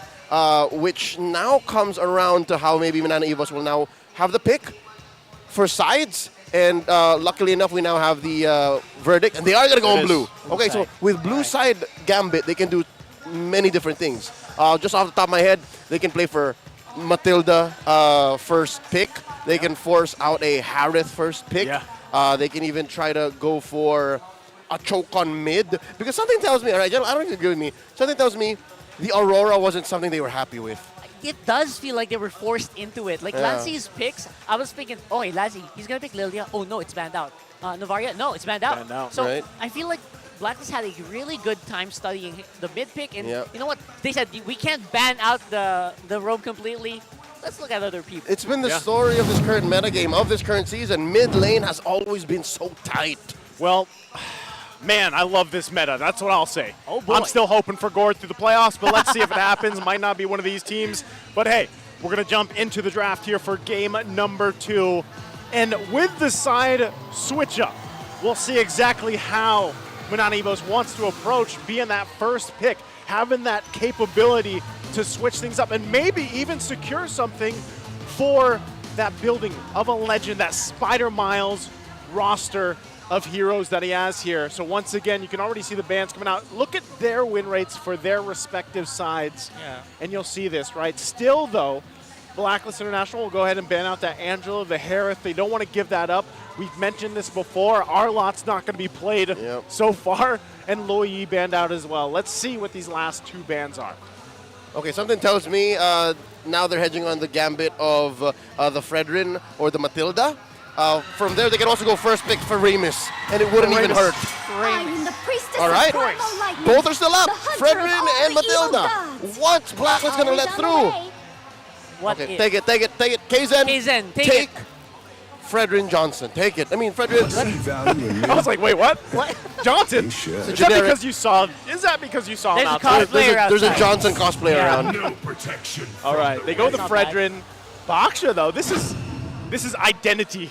Yep, this is Sensui's second best jungle hero. And the Faramis, of course, they deny it from Lancey. Something tells me they got to put a hero on Lancey right now. Do it. Get that Nova, get that Vex, get that Val. Yeah, obviously Valentina looks like it's a prime candidate here. Get the Val. At risk of also getting banned out in the next phase. So you don't want to leave that out in the open. You got to get that Val. Yeah. There it is. And maybe a gold laner? Pick up a Nathan. I am vengeance incarnate. Hold up. Oh. No. Never mind then. I guess Moskov is a better pick now. They're going to die on that Moskov hill, aren't they? Oh, Nova! Okay, hey, at least I get the Novaria. Yep. Again, for Lancey here. Better than forcing a weird hero onto Lancey last phase. I like it. Because the impact here is throughout the game. And we know, scaling-wise, Novaria is a monster. Vision is great. Answer, though, again, this time around, Benedetta picked up for Edward. And the Faramis being part of this whole thing, again, working through that Netherrealm this time around. And now there is going to be an option to ban out the Val, but yes, sometimes you kind of just don't need to deal with it immediately. A lot of teams, to be honest, have evolved to be able to deal with the Faramis compositions without having to pick up Valentina. So, you know what, they can be kind of creative here. Lilia is actually pretty good against Valentina lineups as well on the mid, but again, Lancey's already on the Novaria, so that could be tricky here for Minana. There's the Hellcurt again, currently at 100% contest rate in the playoffs. I love that because, you know, Minana has done their homework. Bonchan has been known in the past to really bring out some weird stuff on the playoffs. And Minana just not taking risks. I think that's, again, you know, it's safe. It's like a safe ban to take it out because the impact right now of the Hellcurt. So the last one, though, for Blacklist International is once again a Spider Miles pick here. They take out the Minotaur this time around. So that's 3 for Spider Miles. Yep. That's rough, Dad. Check it out. What's left for Spider Miles, right? Just Rafaela. Rafaela, I was going to say. Rafaela and the Florin. All right, Florin. We haven't. I missed it. Sometimes you can go under your radar, but Florin's still really good, right? Who said there are no actually shortcuts don't in mind life? Florin. I literally invented one. Because they have a solid Fredrin, and then they can get a good chunky XP laner and call it a day. I think Minana Evos are okay. They're comfortable being in blue this time. Okay, so with this now rounded up here for the bans, we'll see exactly Blacklist International, where do they want to pick up? Do they go ahead and pick up their gold lane in this position, or do they pick up their roam, right? Because now that's the thing. Is Faramis still flexible enough to possibly be put in the roam? I don't think so. Don't do it. But you know, so what do they go with here? This is a gold laner. Feel like it's a gold lane pick. Is it just like Claude again for that matchup? That's like the safe pick. I mean, obviously, it was not a straight up win earlier, but it works. Introducing my buddy. Average assist. There it is. Yeah. So they go with the Claude once again. Spider Miles, though, averages 7 assists per 10 team kills this season, the highest among all players with a minimum of 20 games played. Damn. So he is the assist king. He is. He's the wingman. Yes. If there's an expert wingman, there's a master wingman. That's him. Well, we'll see exactly what Spider Miles wants to bring to the table this time around. That's a Terizla. I can hear that from across the universe. Hold up. Terizla. Wait, Valentina. So a Roam Novaria? A Roam Novaria. So my guy is not healing today. If anything, this is a Minana Evos that is just so hell-bent on dealing damage. This is what it says. This is the message they're sending. Yeah. That do be spicy. I love it. I actually love it because everyone just immediately defaults to, oh, Lancey's Novaria automatically, right? Yeah. People don't think about Spider Miles being able to go on that hero. I'm not Vengeance Incarnate. I am actually interested because you check out the first few weeks of the regular season, Minana Evos was the dive team. And now come the playoffs, they come full circle. They're going full dive again. And the answer from Blacklist is a great way to actually quell that kind of aggression. There's the grok. All right. Okay, so I like it. Yeah. When you look at Black, I do want to see the lineup breakdown here, the lineup ratings, of course. But, you know, with this, the fact that you're going to have Spider Miles on this Novaria, I'm wondering, like, that vision that is going to be here for the team, of course, with the Echo dropping down and everything else. That'll help them in a way, obviously, having a Mozcov on their side, but it's like, still, when you're talking about what they have to deal with across from them, Netherrealm, of course, again, Edward with hands on that Benedetta, this is, I don't know, I guess my big thing is, like, how do you execute this with the vision that you're going to have for Minana Evos? Huh. Vision's going to be tricky, and again, Vision's always something that has been taken care of by our teams. one specific reason why the Hellcurt has been constantly banned out, even though most likely people will pick it up on their own. Yeah, again, a lot of people might say, oh, they have the Navaria, vision is good. No, that's the only vision you have. Yeah, that's what I'm saying. And there's a walking vision over here in the hands of Haji, of course. So let's jump into game 2 here. Again, it's Minana, Evos, and Blacklist International. Currently 1 point in this best of 5 for Blacklist. Both junglers getting us situated here and set up. And we'll take a look at the emblems. Wow, Haji gonna go ahead and just cause some havoc. Use that flicker as well. Ooh.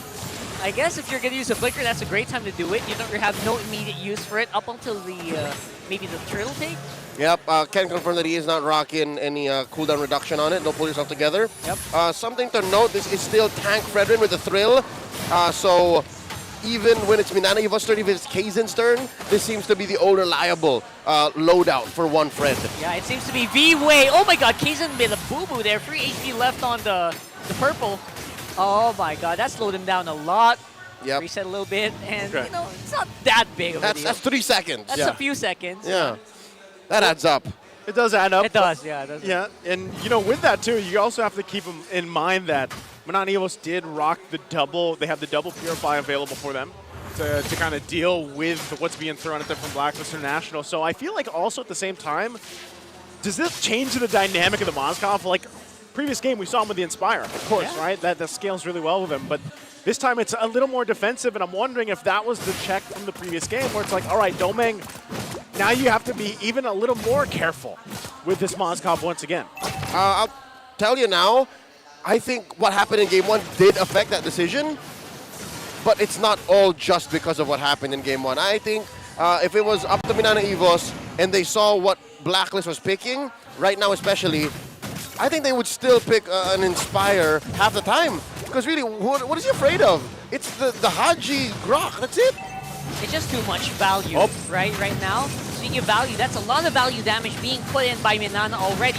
On to Haji. Kaizen going to be securing that turtle because of that. And Haji, with a wild charge, trying to slow down the red tree, not going to work this time.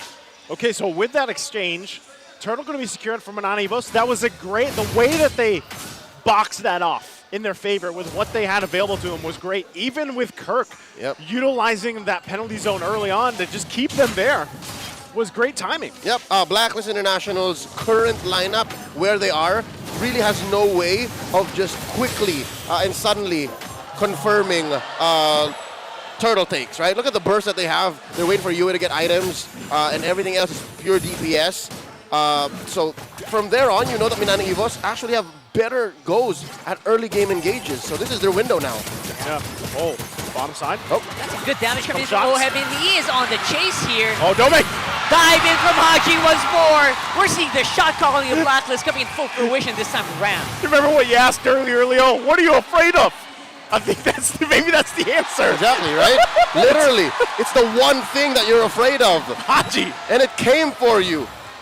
Oh, flickering in, and how perfect the timing. See, it just came off of cooldown about maybe 15, 20 seconds prior. Yeah, that's value. He just goes in. Talk about efficiency with the battle spell from Haji, of course, right? So with that, that's going to also get them a little bit extra gold to work around with here. Haji still holding it down. They're providing that vision for them to play around. Topside, Kirk. Yeah, Kirk doing some good damage, but he has no way to fight back. Even his man's not quite there yet. So right now, he's going to have to force himself to pull back. And maybe a fight happening on the mid. You got Domeng possibly flying in with a spear. Vengeance right now. Oh my goodness, Lazzy is in a bit of a pickle here. Kill once more, going to the Blacklist. Go later.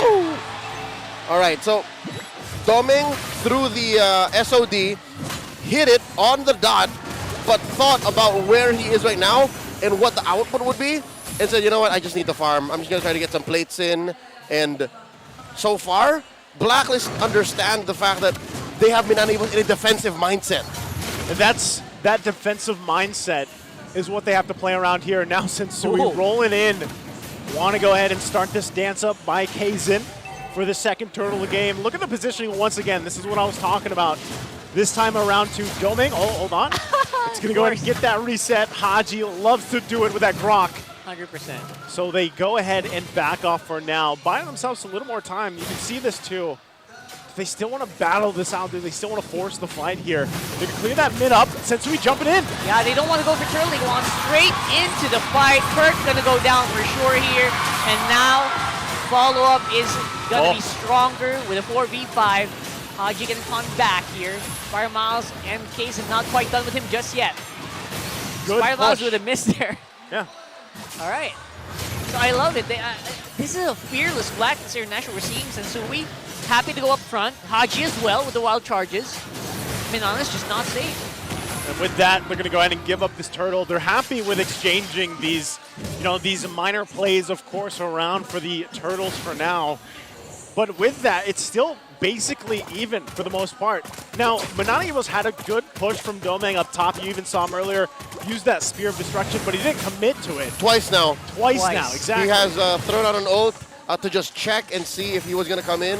Timed out both times. So now the question is, are these turtles that Blacklist conceding, are they adding up to Minana Evos' plan to get Domeng online? Because currently, Homie only really has a Corrosion Snipe. He's on his way to a DHS, and I'm guessing what, it comes in about a minute from now? Yeah. Okay. Is that enough time? Is that when they say go? We'll have to find out. They're trying to really push their luck here on the bottom side once again. more. A fearless wild charge straight into Domeng's face. He's able to survive with, of course, the Netherrealm. Kaysen misses out with the Appraiser's Wrath. Edward goes down, though. Good punch back for Minana. But I think that is going to be mission to complement to be in for the Blacklist, though. Sensui trapped in the corner here with a rock in a hard place. Man, so even with the Purified Domeng, if the pressure is there, it's so hard to escape. And even with these shots coming down, Lancey. I love these Astral Recalls making their hits. He's feeling pretty good, considering the fact that they're down 1 in the series. I mean, they're down but not out. They're not out. Right? And I think it's that kind of bravado, that kind of mojo that gets you back into a winning position. Again, Minana Evos in a defensive mindset, and it's clear that if it wasn't for that Domeng death second time now, then now it is for sure.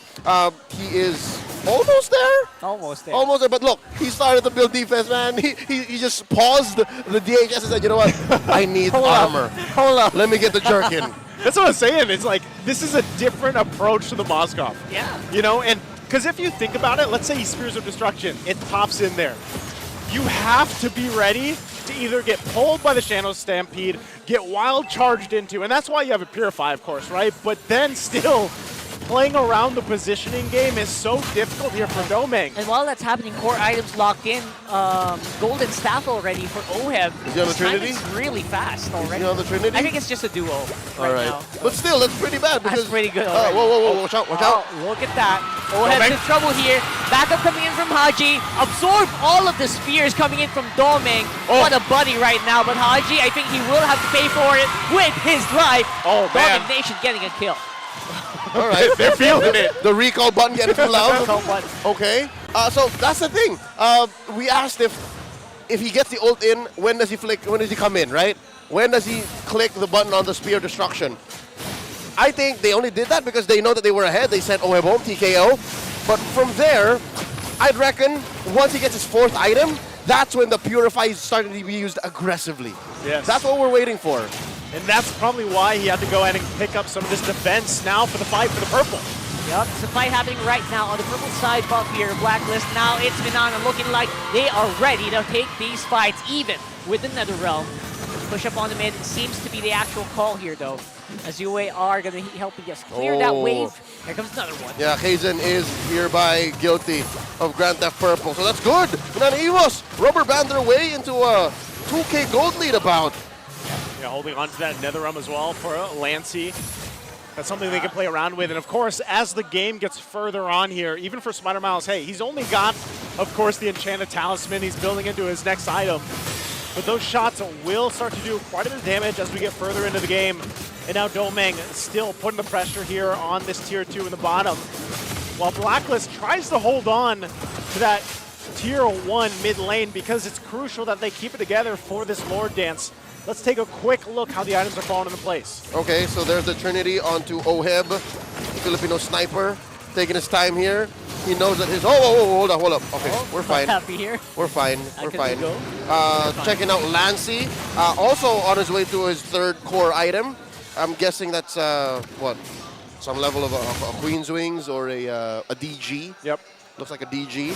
Well, Miles, check this out. Look at what Miles did, man. He's a roamer, yeah? His first item, Enchanted Talisman. Yeah. Of So they course. just want to collapse on the black. And cooldown boots, of course, magic boots. Make sure you get that cooldown reduction in. Everyone spotted out here, though. It is a great engage coming in from Minana. Haji trying to go for the wild charge to the back. Oheb as well with the blazing weapon. It's just not quite enough here. Lancey with the kill, Haji going down. Yue getting chased down with all these spears. Gonna get chased down from downtown. Hits the Spider Miles after recall. And now Minana really feeling it. Oh my goodness, Minana Evos playing that so well. And even from the shot from Spider Miles. And with that, they're going to grab themselves this Lord here. Blacklist International not able to do anything but watch. An amazing Lord dance. And you can't even say it was a dance because they immediately went for the turn and found the right targets. Taking down Sensui first, making sure that Oheb regrets his decision of coming in with a blazing duet, half-cocked. Again, it's a Trinity. I don't blame KL1. I don't blame him. That should have really taken down Minana. And mind you, this is Minana Evos without a Netherrealm. That's interesting. They did. The Netherrealm was not online when that came in. So I'm really feeling good for the for this time around. I think this aggressive take. Oh my God. Not if they miss hits like that. Kirk is in trouble. Haji gonna go down. Nice save coming in from Yue. Able to keep Haji alive just for the meantime. Whoa! He won't do it. A spear of destruction going to the base. Probably won't get pulled up here. But here comes the minions. Do see some good bursts coming in. Edward with Electrofile low in. Dodged out by Lancey. Lancey still goes down though. Valentina is out and down for the count. He was waiting for the Purify, man. He was waiting. 3 seconds off. He was waiting for the Purify. And again, I don't blame him. They're ahead for the first time in this whole series. And now they're in the base. They are in the base right now. And that is a massive, massive dive in here. Coming in from Kirk, he goes down. But I think that is mission accomplished for the at least for now. Edward trying to get something done, trying to clear those minion waves. It is going to be at least a successful defense, but that was a massive amount of damage done to Blacklist. There's a saying that goes, hard times breed better men. And Domeng survived those hard times. He had hard times. For the first, 7 or 8 minutes, he was not playing the game. And now he's able to use the Purify aggressively. Look, he didn't even use it in that siege. He didn't need to. And, you know, he also just picked up the Wind of Nature. So he's got that defense at least available to him. So you can even expect him to, if we're talking about aggression on that Purify, if he actually finds his moment to go in, pop that Wind of Nature, that could be crucial in a lot of the damage provided. Again, they're almost 6K ahead here. And you can see how many turrets they got off that last one. Edward, though. This time around, it does feel like it's Blacklist trying to be aggressive, but it's just not working out. They're unable to burn through the HP, even with the Nether Realm. And now it's 2v4, Haji going down. Sensui just does not have the tools to deal with it. Boys, we're going to game number 3 here, 1-1 on the scoreboard. Minana Evos swings back, claws back, evens out the series 1-1. And with that, we got a ball game. We got a ball game. And it had to come off of an unorthodox lineup. A lineup with 2 mages in the mid, a Roam Novaria, a strat we've seen before, but we haven't seen come back in the current metagame. It's been a while, and Minana Evos are able to capitalize, shock Blacklist International into submission, and force them into a 3rd game in this best of 5. Again, it's a marathon, not a sprint, and both teams have shots fired. Amazing. Yeah, shots fired. It's basically, our best of 5 has now turned into a best of 3 ahead of us, you know, and man, it's very interesting when you look at it because the minor adjustments made and even the flex that happened in the draft when, again, all of us were like, oh, it's Lancey's Novaria. Yeah. And then it was flexed in, and even the minor adjustments that was made from this Moskov, from Domeng, to be a little more defensive. I think he still, even at the end, he only had the leather jerkin, right? Like, he never even did anything with it. Did it last that long? Casual jerkin. Really? He just had it. He had the Wind of Nature, of course, but really the pushing that he did early on when we talked about, hey, he's Spear of Destruction, but he didn't commit to any of those early ones, but he put pressure on the side lanes. And I think there's also a psychological effect to Blacklist knowing that he can click it. He can just jump in and change the tide of battle, but he didn't. I think I completely agree with the shock value, not just in the draft, but also in the way that they play. The Terizla penalty zones were actually super massive here. It's very unlikely that you'll notice, but he starts it off all the time. He dies a lot, but he does get the job done. And Dom is able to do so much because of that.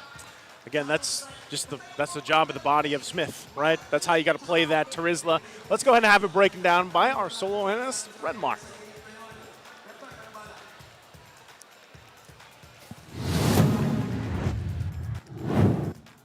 Thank you, casters. Minana Evos takes game number 2, 1-1. Coach Paolo Expert and I, we were talking here. Novaria Valentina, risky yun ngayon sa meta natin, pero gumana para sa Minana. Yeah, last on pick siya. Actually, hindi ko rin siya in-expect na pipiliin. Kala ko yung Novaria post 4 na eh. Yeah, I'm pretty sure that's what everyone was thinking at the same time na parang, talaga Valentina nung lumabas siya sa second phase. But looking at the picks, paired up with a Fredrin and of course a Terizla, were those the right picks to make a Novaria Valentina work? Yeah, yung Fredrin Trisla kasi, pag nag-Novaria Valentina sila, kailangan nila ng frontline. Those two heroes gave Minana those two tanky heroes sa frontline. Yeah, got that front line, and of course, Spider Miles still looking cold. Thwip. Taking game number 2 is MVP, the Novaria pick-up. And I'm starting to sense a pattern with Minana Evos. We're up against a team like Blacklist International na alam natin magaling with the rotations, around the turtle and Lord dances really great. Minana Evos, I don't know if you could agree with me here, is that they sort of really want to play for bigger control, map-wide control, something like that. What do you think? Parang nahalata ko sa kanila, they're more into team fights right now eh. Parang poke muna, tapos team fight after na mapaproc nila yung Faramis ulti, tapos doon pa lang sila mag-engage pag na-force na nila yung Faramis ulti ng kalaban. And of course, we all know when it comes to poking down the enemy compositions, it's a Novaria that's really good at that job. 6-0 and 7 with a KDA, a 93% kill participation for the MVP of the game. Alam naman natin in the early game, Minana Evos got the 3 turtles. Was there something that you remember from their early game rotations na tumatak sa memory mo? Actually, para sa akin, medyo ahead nga yung Blacklist nung una eh. Pero nung early game, since super teamfight heavy nga yung Minana Evos, and nakukuha na ng Valentina yung Faramis ulti, doon sila lumalamang. Doon sila nakabawi, pinopok ng Novaria, yung Faramis, and then, yun nga, forcing the ulti. And that makes sense because like with Minana Evos, beautiful entry from Kirk, by the way. I'm glad that na-highlight yung play na to, and this would eventually lead to the win for Minana Evos. And to, again, hammer on the point na pag ganito yung lineup nyo with the Novaria Valentina, dapat sapat yung front line, at least 2. Kasi di ba nakita na tayo ng mga lineups dati na jungler lang yung front, yung EXP pang pick-off, which is somewhat a little bit risky, but Minana Evos made it work here. Next question is, are you surprised that it went this fast para sa game number 2? Yeah, para sa akin, I was quite surprised na ganito kabilis yung game. Actually, I thought it was gonna go down more on the later stages of the game. Now, as we look at the stats, you can see here for Minana Evos, the purple buff control was really important. At one point, nakita na nga natin na binibigay na ng Minana Evos yung purple buff onto that Novaria, and that would just make it a little bit harder for Blacklist to rotate. So, to sum it up in terms of your take here, is it really just with how well Minana Evos played the team fights? So sobrang galing lang ba talaga nila na sa mga team fights around the objectives, dun sila lumamang dito? It was more like a hit-and-run strategy na poke Novaria, tapos yung parang inabuso nila yung Moskov rin eh. Napakataas na kasi ng DPS ng Moskov pag sabayan yung Faramis at saka Valentina ulti. So, yeah, that's why they got the upper hand. Yeah. And I'm glad na na-mention mo yung mga ultimates dito. And I think that's a new description I like. Hit and run Minana Evos. That kind of play style up against Blacklist International. And nakita naman natin, they go to one area, biglang ikot na ulit. If they can't get a pick here, they're gonna go somewhere else. And then at the same time, personally, I don't know if you agree with me here, I like how Minana Evos played around their ultimates. Parang ang ganda ng pag-layer ng mga skills nila. Oh yeah, the skill management, they did it really efficiently that game actually. Very efficient. skill management and the ultis from Minana Evos. 762 GPM for doming, around the average. But as Coach Paolo Expert mentioned in the first series, late game, pag binigyan mo talaga yung Moskov ng chance na makapag-farm, he's gonna deal the damage 67.5 thousand. Pero surprisingly enough, Lancy as well, malapit lang din in terms of damage. What did you like about Lancy's game in this game number 2? Hindi siya takot mag-poke kahit may grok sa harap niya. Kasi alam niyang medyo short range yung katapat niya eh. So, bali, nag-i-in and out lang siya all the time. Alam niyang kaya niyang bulihin yung grok sa harapan. At saka may alalay rin siya na Navaria for vision. So, kaya nagagawa niya yung trabaho niya na maayos. I like that you pointed that out. Matapang si Lancy. I mean, you're Valentina up against a grok. Tinitipihan mo yung grok, pinopoke mo, and somehow you'll be able to run away with it. And now, I want to go like outside of the game a little bit. If you were the coach of Minana Evos and you saw your mid laner doing that, pero nakita mo naman, nagbigay ng confidence sa team mo, ano sasabihin mo kay Lancy as the coach? Para sa akin, hindi ko nire-recommend yung TV-TV. May karma kasi yun. Kaya hindi ko nire-recommend sa players ko yan. Pero it depends sa players pa rin. Kung syempre pag confident na yung player, TTP yan talaga nila yan para bumawi. Parang nagbibigay kumpiyansa sa sarili. So. And tama naman, nakita naman natin, parang nag-change yung mood, yung galaw ng Minana Evos. You saw it in their body language, more confidence from Minana Evos. Now, going into game number 3, real quickly, what's your recommendation for Blacklist to take the next game? I think wag lang silang malason sa draft and I think they should be fine. They just got caught off guard with the Valentina pick, I think. Alright, wag malason sa draft. As we look at the... Lupit Grabe. Try mo nga Try mo ganun, coach. Yung Yung hit pa mo. Ganun mo. Whoa. Solid. Kita niyo naman yung hit map dito ni Kaysen in the early game. For me, it wasn't a super wow game from Kaysen, but on the side of as a jungler, as a Fredrin, as one of the frontliners, he did his job. Oh yeah, definitely. So for Kaysen, really, he just got to do his job properly. And I think pinakita naman dito, especially in this game, and in the series so far, just how important Fredrin is in the meta. So, do you think in the next draft, will Fredrin still slip through the cracks? I think so. Kasi super high contested yung hero na yan eh. Objective taking kasi super lakas ng Fredrin. So. Alright, so real quick, we gave an advice for Blacklist International. Ano naman ang advice mo for Minana Evos to take game number 3? I think since gumana naman yung draft nila na yon, hopefully makahanap sila ng lason pa or something more na makakasabay sa teamfight na end macro ng Blacklist. Oh, the Poison Tigers lasunin ang Blacklist with the recommendation of Coach Paolo Expert for Minana Evos. Let's see if it'll happen. And nakita naman natin, gumana para sa kanila, of course, with the Valentina swerve pick, putting the Novaria into the roam, a position that we haven't seen in a while for that hero kasi parang ang dami ng high invade ngayon, minsan nape-pressure yung Novaria and they made it work. So, the Exorcist skins for Hayabusa and Granger are now available alongside exclusive items. Enjoy 50% off on your first 1x draw every day and get a permanent exclusive item in your first 10x draw. Kagura and Yuzhong's Exorcist skins are joining the prize pool. Grab them while you can. Coach Paolo Expert, gusto mo ba mag-giveaway ng skin? Pwede naman. Pwede naman? Pwede naman. Champions Arena, do you want Coach Paolo Expert to give away skins? Well, parang ayaw ng skin na. I'm asking again. Do you want Coach Paolo Expert to give away skins?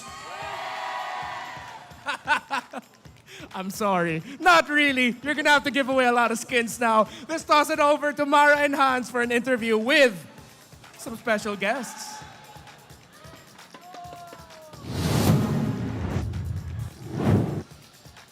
Here in the Arena of Champions, kasama natin ang mga kampiyon mula sa MDL RRQ Kaito. Congratulations! Thank you po. Grabe, you guys defeated the two-time MDL champion. Tinake away niyo yun. How was your lakbay sa tagumpay? How was the entire journey? How did it feel? Kasi mga champions na kayo. Sobrang masaya po, pero at the same time, sobrang hirap. Lalo na, ngayon lang po yung global ban. Sobrang daming adjustment po at saka kailangan sobrang dami ng hero namin. Pero yun nga po, kahit sobrang hirap, kahit na yun, nakalaban namin sa finals back-to-back, nagawa pa rin po namin manalo. So yun, unexplainable po pero sobrang saya po talaga nararamdaman namin ngayon. Great job, guys. Siyempre, yung coach nyo can do everything. Kakagaling niya pa lang sa Kakagaling lang dun. Analyst, coach, lahat na. And in addition, I also want to ask you the same thing. Kasi first time na magkaroon ng defeat ng back-to-back or ma-break yung streak na yon. Pero first time ding magkaroon ng global ban system in the MPL Philippines. So, kayo ba, umabot ng Game 5 yung series na yon? How did you guys strategize towards that? Paano nyo ba ina-approach yung every game, lalo na umabot ng Game 5 all the way to the end? Yung sa may global ban po, nung nilabas pa lang po siya ng MDL, ang una adjustment po ginawa po talaga namin is dinamihan po namin yung hero pool namin. Kasi alam namin na, ayun, hindi na nga po siya pwede maulit. So, every game, new strategies po yung nilalabas. Tapos, yun lang po, dinamihan lang naman po namin yung hero namin. Tsaka, practice lang po ng practice pa ulit-ulit. Impressive. You guys were so impressive. But you know who else was impressive? Ferds. Ferds, asan si Ferds? Ferds! Grabe ka. Alam niyo ba, ito, ano ka, all-star XP laner of the season and regular season MVP? Yes po. How was it for you? How happy are you? At gaano ka-importante kasi you topped it all off with a championship. Una-una po, sobrang saya ko kasi hindi ko akalain na makukuha ko yung All-Star MVP and yung regular season MVP. Hindi ko po makukuha yun dahil sa coach ko, sa mga kampi ko at sa mga sumusuportang fans. Impressive and humble. Pero syempre may tanong tayo dito kasi Syempre. kung sino mananalo dito sa ating MPL pupunta ng MSC. Ano yung tanong natin dito? Alright. The question is, para sa inyo, sino ba yung dalawang teams na sa tingin nyo or gusto nyong mag-represent sa MSC para sa Pilipinas? Wala explanation. Name lang. Sino? Blacklist, syempre. Blacklist. Ikaw. Dalawang teams? Sige, dalawang teams, coach. Para sa akin, Bren at saka RSG. Bren RSG. Alright. Para sa'yo, sino naman? Ako para sa akin, Bren sa RSG din. Bren RSG, Bren kumopya RSG. kay coach. Siyempre, idol si coach eh. Sa'yo. Lahat naman deserving, pero papiliin ako Blacklist tsaka Bren. Blacklist or Bren. Blacklist, Bren. Okay. And for you? Blacklist, Bren. Blacklist and Bren as well. You know what? One day you will also have an opportunity to represent the country in the MSC. Keep on working hard, champions. And for now, we're gonna go to game number 3. Casters, pasok. Thank you so much for that breakdown, of course, earlier with Coach Pao and Renmar, and then to hear from RQ Kaito alongside Hans and Mara. Great to hear with them. Congratulations once again. And now, Game 3 is upon us. Man, I love this series already. It's 1-1. Blacklist is going to go blue side this time. Leo, how are we feeling about that? I feel like they're going to go for the first pick, Fred Gambit again. Yeah. And I think Minana Evos is not going to let that stand. And they're going to go into a game without Fredrin. Because that's the only choice. I mean, 100% total. Blue side wins, Fredrin wins. What if it's banned out? Exactly. You have to change the formula. And then we see a different outcome. That's the beauty of best of fives. And like Leo mentioned, Frederin's 100% right now. So think about it. He is. And we know that teams love the Fredrin for a reason. We'll see exactly how that change happens. But of course, as a way of expressing our gratitude for everyone's continuous support for MPL Philippines, we'll be giving you guys redeemable in-game codes. All you have to do is watch out for codes that will pop out during the games and redeem it via the MLBB app. You know what that reminds me of? Remember during regular season when everybody's like, where's the code? Where's the code? Where's the code? We heard you. What is the code? Stone Cold, what is the code? Where's the code? Stone Cold. and we were all talking about the hashtag stuff we had back then. Of course, we had the TikTok goodie bag. But now we've got codes for you guys, so keep an eye out for them, of course. But we're just seconds away from the draft here for game number 3. We already threw it out there. Hey, is the Frederick going to be banned out? Is he going to be picked up? We'll find out exactly here. And what other adjustments does the Moskov go in the hands once again of Domeng for this game 3? Only time will tell upon us, and also for Spider Miles. That right there is a solid ban. You ban the Moskov so that you can use that ban instead of the Fredrin, and then see what happens. Yeah, Moskov proven to be deadly here, obviously. Throughout, even in the games they lost, Moskov looked really good in the hands of Domeng. Yeah, it's always a bomb waiting to Hold up. Wait, instead of banning out the Frederick, they're saying, you know what? What do you pick first? We're going to get the Harith.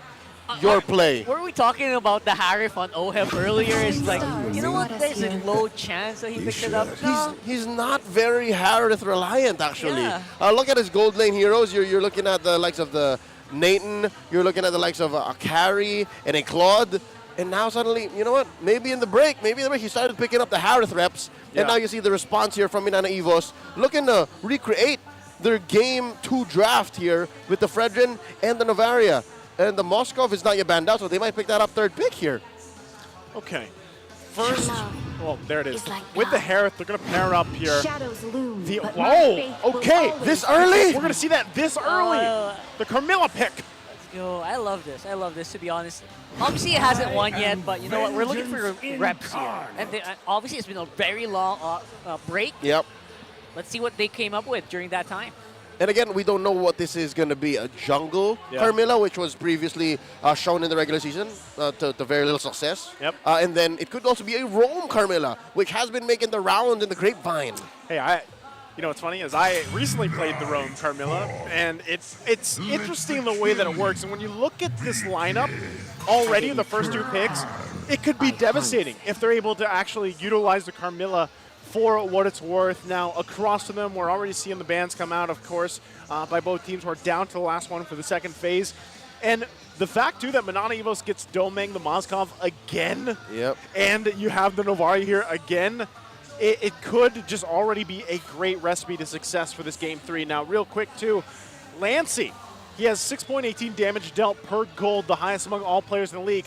And I remember it was Redmar during the regular season that talked about Lancey's impact and how much he's had as the mid laner throughout the regular season. That's why I missed him so much in the last week of the regular season, is because Horology is my craft. he's packing heat. Is my name. He's got artillery in his hands.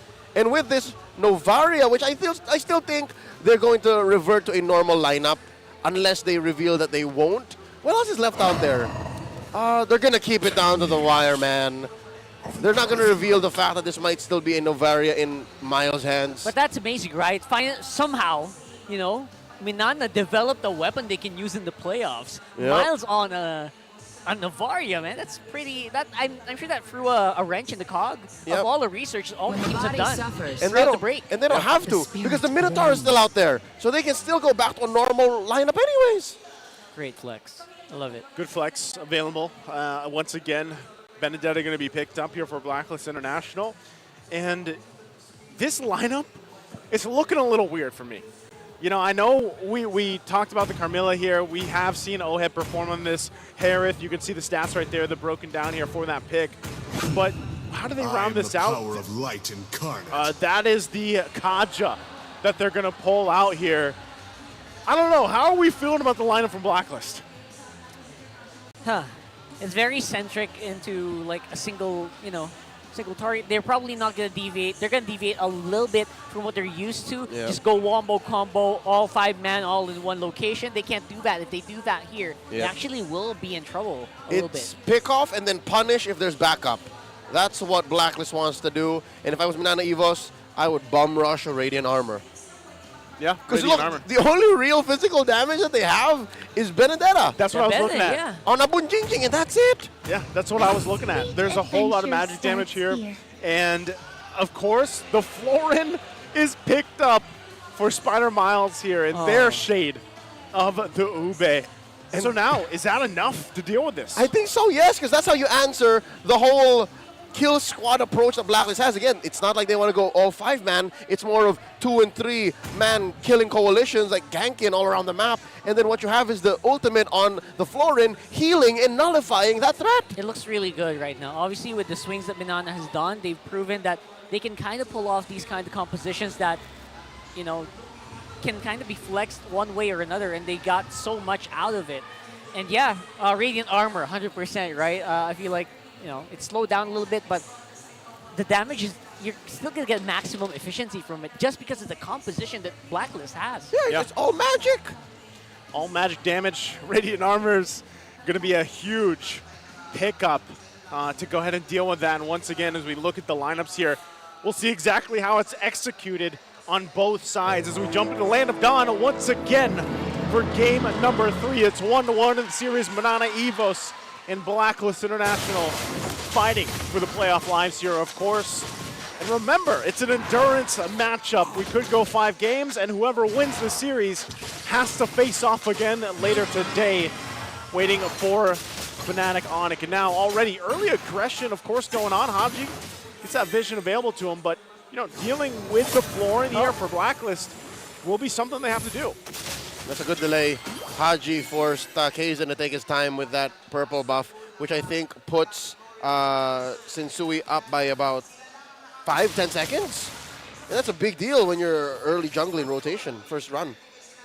Minana can just stick together a lot here in the early parts of the game and still be pretty much in a good shape, even with Haji here. Obviously, without the Divine Judgment, they should not do as much damage.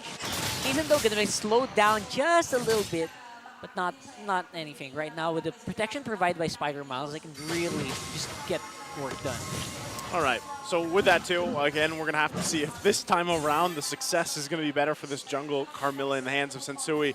I still think if you look at the way that the team fights are gonna go, especially as we wait about 30 seconds for this turtle to come up, they could really work in favor of the way Carmilla works and deal with that. But Minana Evo so far, this is something we've seen time and time again throughout the series. You know, this 3-4 members up here on that XP lane to go ahead and try to get this level 4 available. We know these ultimates are going to be crucial for them.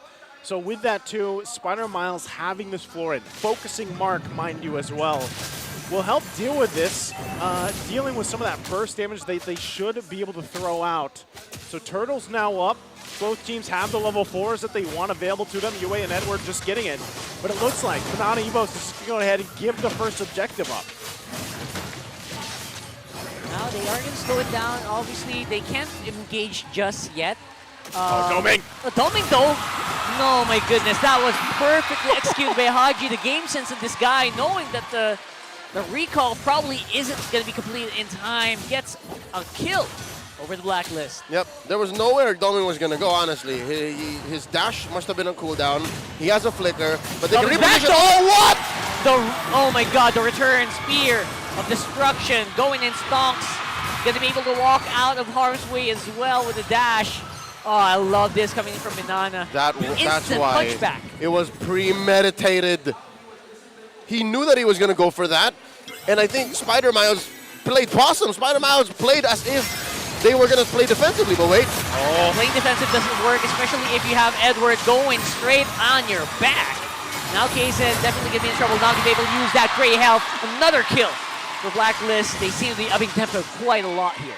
Yeah, just with a couple moves, they get themselves this lead now this early on, and they're going to punish. Like this Minana Evos lineup that they have, they're able to punish. They know too, anytime that Divine Judgment's available, they have to respect it. They have to be careful of it.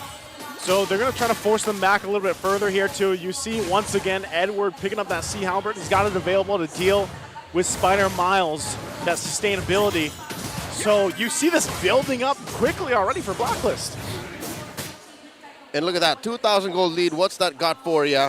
Yes, there was the clap back from Doming, but Ohib here with a Starlium Scythe already. So I think with just this one item, I think big team fights are abound. 100%. They can go for pickoffs immediately. He can even duel out Doming on this Moskov, right? Because of that. Yeah. 100%. And again, it's up to Doming to really just have this game. And it's funny because 3 games now, different battle spells, right? Inspire to the Purify to now he's got the Flicker available to try to maybe even avoid getting Divine Judgment. You know, that's one of the main things he has to do. So with this objective up again, Flicker from Haji. Speaking of Divine Judgment, Lancey just has nowhere to go. If Haji chooses you, you will go down, especially with the Sui, Edward, and Yue close by. There you go, 100% turtle take rate for Blacklist so far.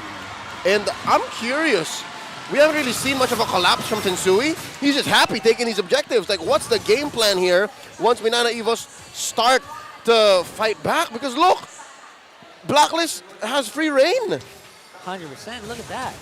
Sensui just happy to be there, basically, right? He's like, I don't need to do much. I just have to be here, have my HP good, have retry. He wants to press his ult. Yeah, if you just press the ult with this lineup that they have, he's fine. it's devastating in the clumped up thing they're going to be from Minana. Look at this top side as well. Yeah, it's a 1v3 for Edward. Let's see if he can walk on out there, but no, the Praise Wrath makes sure that is not going to be possible. But it will be traded on the bottom at least for Blacklist, so at least a 1-for-1. It's kind of what they have to do, right? From Minana Evos, it's like we have to focus down, kind of bully Edward if he's left to his own. Because really, when we're talking about these team fights, it's tough. And, you know, dealing with that, it's a question of how fast can Minana scale with this lineup that they have. Doming obviously going to need a little time. They will get this turret in the top side down. We know that Lancy with this Novaria also has to build up and scale up. So, again, it's more so just dealing with the timer here.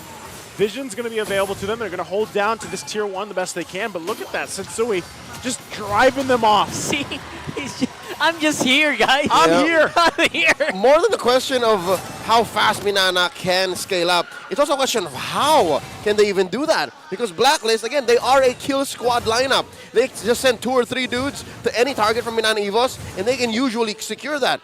How do you farm up? How do you give Doming the space if you're always the threat of getting picked off? So now, Minana Evos, much like in Game 2, I think they thought they could go for the same tempo, but Blacklist with this Kaja says, no sir, not like that. Fool me once, shame on you. Fool me twice, shame on me. And now with this 3K gold lead, I'll call it now 100% turtle take rate.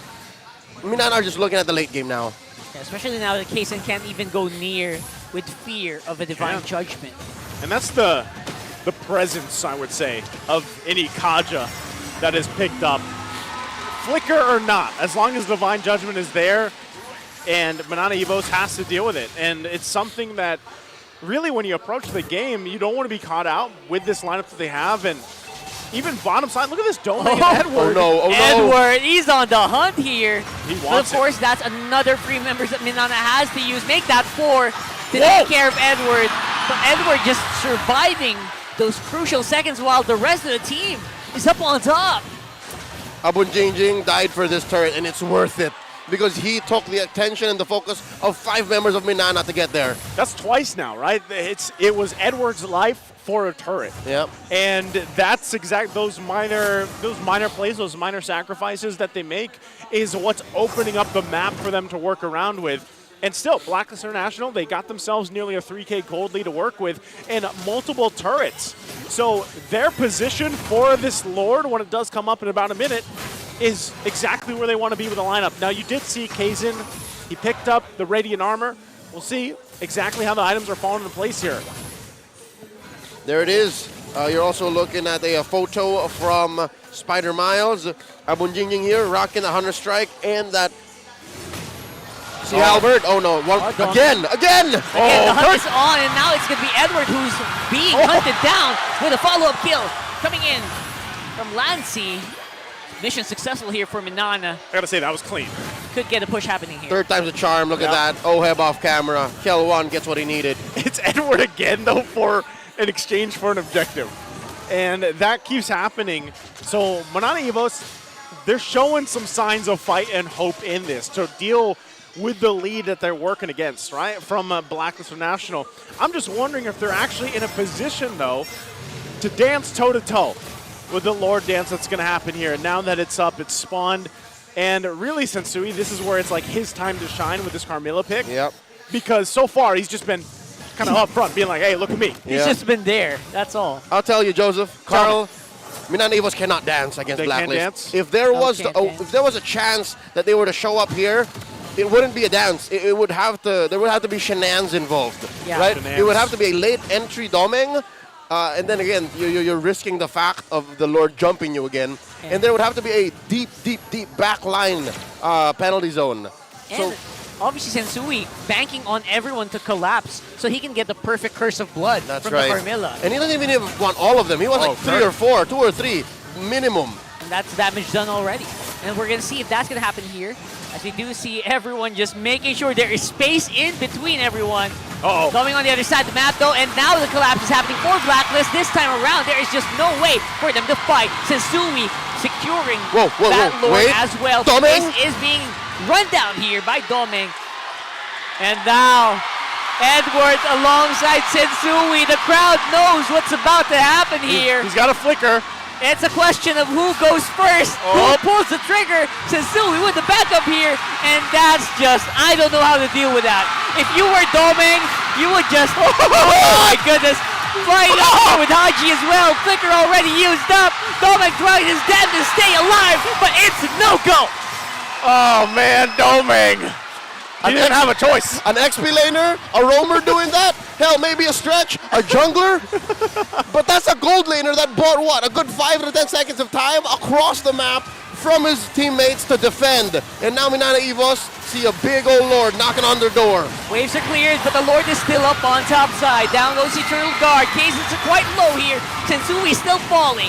Kazens the first rat gets some HP back, but looks like Turtle Lord rather is going to be going straight for that tower. Oh, Spear of Destruction can be triggered, but Domeng decides to go the safe route. They go for the clean defense. Did you see that? Did you see the Carmilla ult in work there for that fight? It forced even the flicker from Spider Miles to deal with. So that is a preview of base defenses from Minana Evos. And it's not even a matter of itemization or the fact that it's all magic. Damage is damage. Yeah. It doesn't matter. You can only reduce it and heal it away for so long. And now Blacklist, 5k ahead, clearly rocked Minana Evos to their core. They penetrated top lane, and now that's permanent damage that Minana Evos have to tend to. And across the map, something to note here, you only can hope for a clutch SOD or a clutch DPZ because those are ults that Blacklist see coming from a mile away. You have to know that Edward is never where you think he is. That's the tough thing to deal with.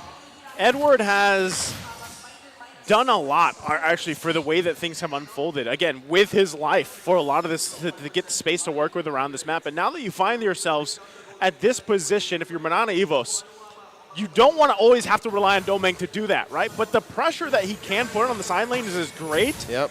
But if he ends up getting collapsed on, sandwiched in, what have you, he needs to be there for the fights, of course, right? Especially as we get further on. So you want to be able to protect Domeng at this point in the game and allow him to pump out the damage that you need to see from the Mozkov. Since we're going to find Kazin here, though. Finally a fight being committed by Minana, or at least, you know, figured out here by Kazin. I don't know if they really want to fight this or not. Maybe they're trying to gauge whether or not they can actually take Sensui right now on this Carmilla, and you know what? The signal's been given. This Carmilla is way too tough. You want me to drop some nuggets of wisdom on y'all? Drop the nuggets of knowledge. Dropping. You know who protects Domeng best? Who? Domeng. Domeng protects Domeng best. His positioning is going to be key in these big engagements, and if by some chance he dodges the Curse of Blood AoE, then it's fine. Kirk's down. Down goes the penalty zone, and Kirk, I think he's already done Goes his job. in. As here comes Domeng. He disappeared! Oh! Where'd he go? He disappeared! What? Domeng's gone! I need a replay of that. I swear that I need the slow-mo because the moment he landed, they popped him. He popped like a pimple. He didn't protect himself, Leo. He's somewhere in the astral zone. He's somewhere out there. Oh my goodness. You know, at that point I was like, all right, he kind of has to go in. He's coming in. But then he was gone. Yeah, because again, I told y'all, the best person to protect Domeng is Domeng. So He just didn't do it that time. He didn't do it that time. I jinxed it. What you meant is don't click the spear. Yes. And I guess in the middle of a fight. There was some level of frustration there where Minana Evos said, you know what, we need to deal the damage. It's now or never. And now they're staring down the barrel of a loaded gun. Blacklist might just end it here now. This is going to be tough for Minana Evos once again, dealing with the Lord. We'll be able to make quick work of it, but now the next wave is going to be pushing in here. Blacklist wants these next two turrets. Okay. Kazin goes in. Yep, Bullhead this time around with the HP bars getting demolished this time around by Kazin. And now the fight is being given to them by Minana, who seems so confident now. Up on front is Kirk, obviously doing the work. Wow. Sensui not even lasting a few seconds in the front of his spear. Oheb also, just as quickly as Domeng disappeared, got clapped by a single Appraiser's Wrath. Bang, bang. Whew. Minana Evos striking back. Just when we thought Domeng got deleted, quickly the gold lead and the space advantage that Blacklist had is now getting deleted across the map. as they make their way down the mid lane here. A couple shots happening, but now Evos wants more. They can get turned around so quickly. Haji all alone. Same with Edward. Can't even survive the onslaught of spears being thrown down by Domeng this time around. That was a tasty DPZ, a delayed penalty zone. You saw how Kirk was actually holding the ult and waiting for that tail end of the dash on Edward until he dropped it and killed him.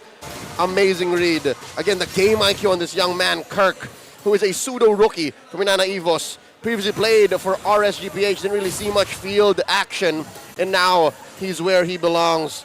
And he's, what, ahead? Oh, no, he's still behind Benedetta. He's still behind Edward, but the way he's playing, it's as if that gap never existed. It's as if Minana Evos isn't even behind 1,000 gold.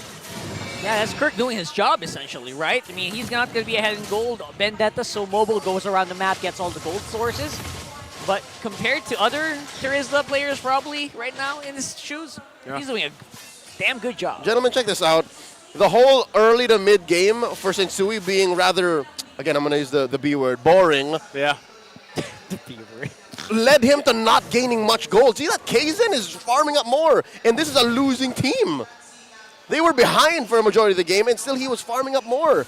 And with all that's happened, they pretty much diminished the gold lead. I mean, it's 1,000, but again, they had, what, 5,000 plus gold for Blacklist International? Now it's negligible. Yeah. Yeah, they don't care because Doming's in a position now that they want him to be.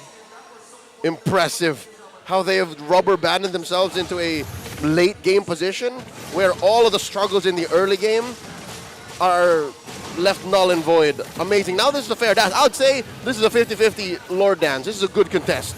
For sure. 50-50 here. Both junglers having the immortalities available too. Will Doming save himself? Doming, again, going back to it.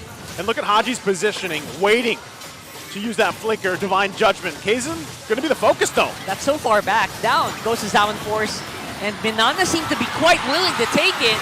They're taking down some bodies here. Kaizen, Immortality already popped here. And the flicker committed, making sure that Minana does not have the retribution. It seems like Blacklist just wanted the Lord after all. All right, that's a little bit of too much protection from Doming. He's literally skedaddled out of there. Oh, wait. Wait. Protect yourself, Doming. Could pull the trigger. Yep. There you go. He overprotected himself. he excised himself from the team fight. And I think that's what Blacklist read. They read the map so well and said, you know what? We saw Doming down bottom, collapse. Very important now as they get ready for this next assault. Minana Evos finds themselves on the defense. They still, once again, have great clear with this Mozcom and the rest of the lineup here. Kaizen will come up for this defense. But this time around, expect Haji. Doesn't have the flicker, but he's got the Divine Judgment available. We'll see if they can hold on to this game any longer. The turrets are going to be taken out already. All right, Lord's pushed up on top. We're still looking for who Haji chooses as the Divine Judgment target. Down goes to Spear Destiny. Can't be used anymore, maybe on a split. Here comes the Sound Force for Oheb. Down goes Springtrap. Good damage in. But look at the Eternal Guard. Instant punch back coming in from Blacklist. Man, again, Minana Evos going to hold on, and they hold on to one turret. Woo! And they're able to do that at the cost of just Kirk. Folks, well, let me remind you, there was a Lord inside the base. And Minana Evos had to both fight that fight, protect their base, and keep themselves safe. Oh, they might lose it here. Uh-oh. Yeah, we'll see though, as the turret does go down. Their base. Doming dashed in already. I think that is the signal for Blacklist to go here. Eternal Guard once more into the right target.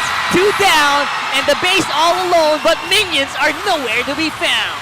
Oh, Doming taken out. They're going to bob and weave. They're bobbing and weaving. Inspired Mouse buy some time here to get that minion back on track, but Oheb takes him down as well. And all the minion bodies exploding because of the Vexana passive here. It does seem like the minions are going to be here in time. And another Zaman Force on the floor. Kirk with a last minute penalty zone to try to clear that wave. And it is Blacklist on top 2-1. The Champions Arena erupts as now Blacklist International hits match point in the series against Minana Evos. It's 2-1. Game 2, Minana Evos brings out the Novaria Rome. Game 3, Blacklist brings out the Carmilla Jungle, getting its first dub in Finally. Season 13. About time.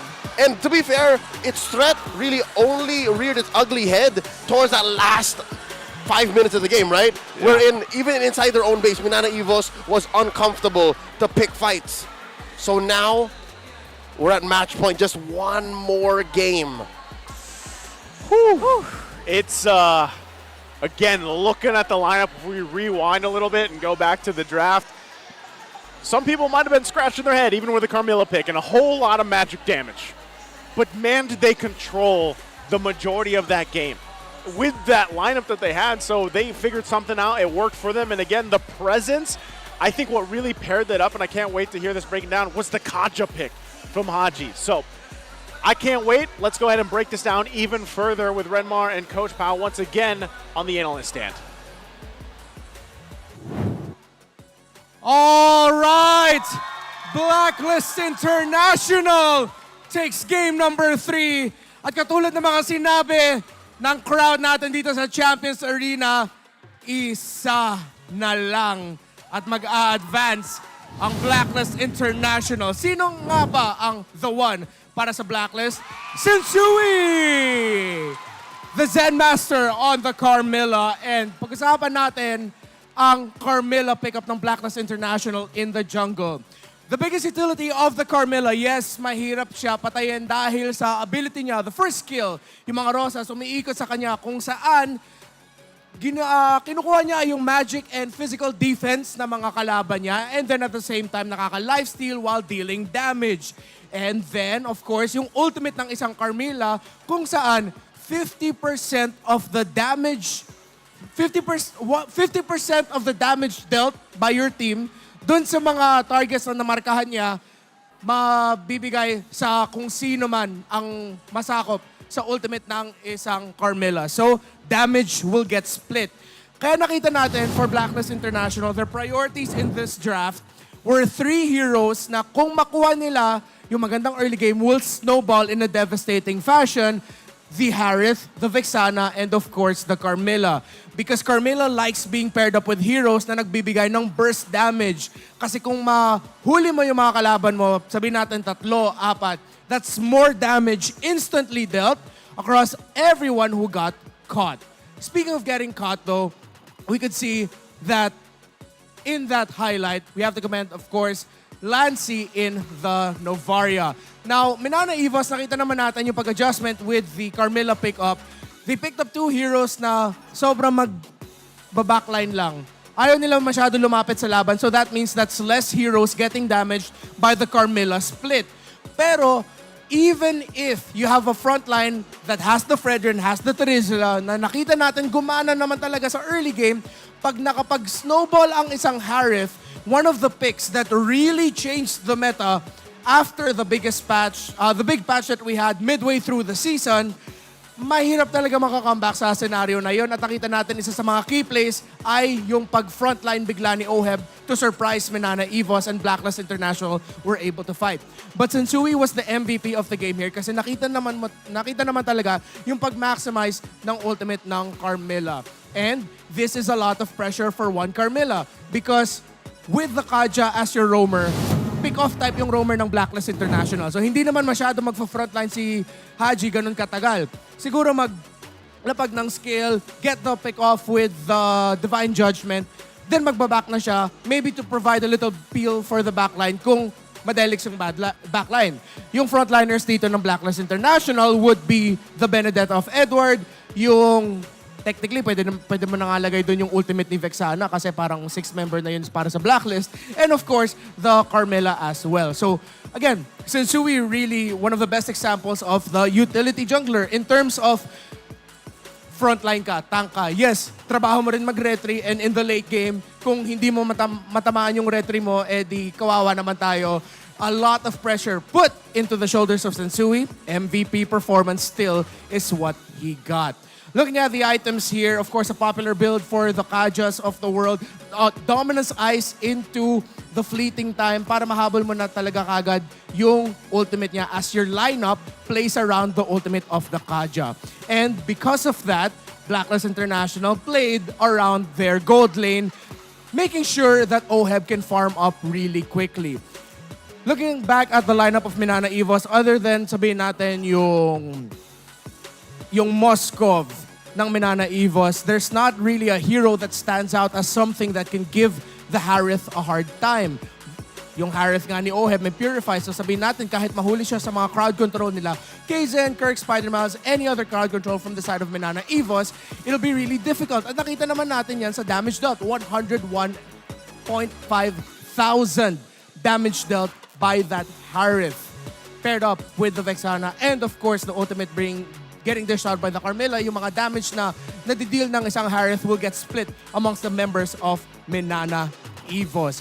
Nakita naman natin with Minana Evos, they showed one of their bright spots here is magaling din naman sila magbasa ng mapa at maghanap ng trades. Yun yung best quality for Minana Evos, I would say. Other than katulad ng sinabi ni Coach Paolo Expert kanina with their ability to trade or poke and magaling sila mag-team fight, is that if ever kahit natatalo sila, nagko-commit sila ng isang play sa ibang parte ng mapa para makakuha sila ng konting bawi. Whether it's going to be a split push, whether it's going to be a single kill. At siguro nga dahil mas nakita natin yung Moskov pickup, that's what Minana Evos is prioritizing in this game. But no matter how good you are, with splitting the map, with opening up avenues against a snowball Harith, ang hirap talaga. So, a question for the Champions Arena. Will game number... Anong game na ba ulit? Game number 4, right? Game number 4? Tama? Anong game na ulit? Okay. Will game number 4 go to Blacklist? A Blacklist heavy crowd. Will game number 4 go to Minana Evos? And you still hear the Tigers roar. Will a journey end here or will it continue to a game number 5? The question will be answered. Casters, paso. Thank you so much, Renmar. Great to hear the support, of course, from both sides for this. Man, it's match point for Blacklist International and Minana Evos and the fans behind us. I think this is the Minana Evos side. I heard some roars, of course, from here. They got to get a dub to take us to a game number 5. So imagine that, again, whichever team wins has to go and play again later. Yep. The gauntlet, the play-ins. And there's going to be a little bit of a gap, but there you go. We're talking about if you really want to be a champion, you have to prove yourself to be able to endure things like this. This is being part of it, and this is their part. This is their path to the championship. If I'm not mistaken, in the history of MPL Philippines, this is the first time since 2021 that any team had to play an official match in the league back-to-back. The last time this happened was in Season 7. Wow. Again, teams had to play twice in an official game day because, again, of calendar and scheduling problems alongside the pandemic still being afoot. So now, again, it's a test of endurance and stamina. And again, how deep your pool goes, because with the amazing breakdown by, of course, Renmar Santa Cruz, you have to consider what else is left in the tank for both teams. Because Minana Evos let through some tricks. Blacklist let through some tricks. What else? Because it looks like the same old is not going to work anymore. I think that's why when you go back to the keys to victory even, it's really the hero pool, the diversity that you can bring to the table. And now we've seen it, especially Sensui has been someone that a lot of people have talked about, how deep that hero pool goes. So we'll see exactly what the adjustments are. But before that, we're going to have a quick video to hear from Brusco. Let's see what he has to say here. Minana Evos. I think Minana Evos is different now. I think before, because they already go to playoffs. Because before, when I'm play with Minana, we don't secure the playoffs 2 seasons. And I think this is their momentum. I think they can secure top 2. I think Doming, because I already play with Doming 3 years, I think. For Minana, we have team before name called Praxis, and then we go to Cerebrum, then Minana, then Minana Evos. I miss him because we always talk together, make fun of each other. Doming, alam ko kaya niyan, lakas nyo na ngayon eh. bigyan nyo lang yung best nyo lagi. Huwag nyo isipin yung pressure. Kay Boss Banubs, boss alam kong kayang-kaya nila yan kasi iba na sila ngayon. Kita sa MEC kung pala rin man kami.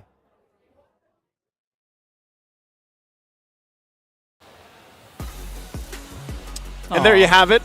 Heartwarming words there from Brusco, of course, over there battling it out for RQ Hoshi. And we know how their whole, qualifying things went, of course, for them. And again, former teammate of the guys here from Minana Evos. And we, again, when you look at the struggle that some of these players have had to go through to get to this point where, they missed playoffs multiple seasons in a row, and then now they're finally here. And what they're facing, again, is getting eliminated from the playoffs for Minana Evos. It's match point for Blacklist International. So for Minana Evos, I'm wondering if that's enough motivational roar, if you will, for them, right? A buff for the boys here to take it to a game 5. Exactly, it did, right? So I think one thing that they could change, and we talked a little bit about this earlier, man, is maybe don't take the Moscow. Maybe go with something a little bit different, this time around for Game 4. It doesn't have to be the Moskov. And here's what I'm afraid of, right? Tell me. The Fredrin is no longer 100% win rate. And that's why I was going back. Before that whole, before we had that whole thing, it was how deep does that hero pool go, especially with the junglers. And speaking of, the meta check of the Fredrin, and 85% contention rate. He's been picked up 63%, and he's got a win rate of 62. So, I mean, you can see this here. Kyle Teasy obviously performing out of his mind with that 12-1. Sensui and Demon Kite there as well. Mind you, these are stats that are collated and accumulated across the season. So even pre-patch, Fredrin was already pretty hot. Yes. So I assume and I expect that these stats should slightly go up even higher as we go through the playoffs, because I believe that Fredrin is still the #1 jungler. Still the best hero to put into that role. I think you could that.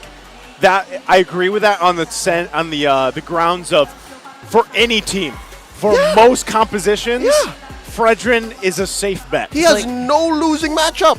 You know that meme where there's like a leak of water and then you slap on the Fredrin right there? Fredrin. That's Fredrin. That's literally no matter Fredrin. what happens, if the boat's sinking, Big throw the Fredrin, it looks good. Right. So that's what worries me about that last matchup, right? Again, it's still true that blue side wins because Blacklist was on blue, right? They played the first pick Harith Gambit. And now with Minana coming in first, I hope that whatever happened in game 3 does not change the fact for them that Fredrin is still worthy of being first pick. So you would like to see them pick up Fredrin? Still, yeah. First pick. Don't schlock it in. Don't reinvent the wheel. Don't schlock it. Schlock Yeah, it. don't Schlock it in. Schlock it in. Schlock it in. And then show us something new. Okay, so start with the basic foundation ingredient. That's my 2-step plan. And then sprinkle in the weirdness. How does one schlock? Huh? How does one schlock? How does one schlock? Yeah. See value. Well, you guys can figure out how to schlock, but right now you have to figure out how to join the goodie bag lottery. It's happening on TikTok, and here's how you can be one of our lucky winners. Open your TikTok app, go to MPL Philippines TikTok channel, click on the official live stream, and then click on the goodie bag. 4 steps, real quick, done within 2 seconds, 3 seconds. That's 4. very quick. That's pretty good. I'm gonna try to do a record of how fast can they do that. 4 steps. 4 steps. What about you guys? How fast can you open your TikTok app and click on the goodie bag? Why? How come I always hear a bell? Is that happening from Mangine over there? I think Mangine. He decided. What is the bell? What does it signify? I don't know, but he decided that the playoffs are a special occasion to bring the bell in. Why don't we have a bell? We could have a bell. Do you have a need for the bell? No, I just want a bell. Once in a while.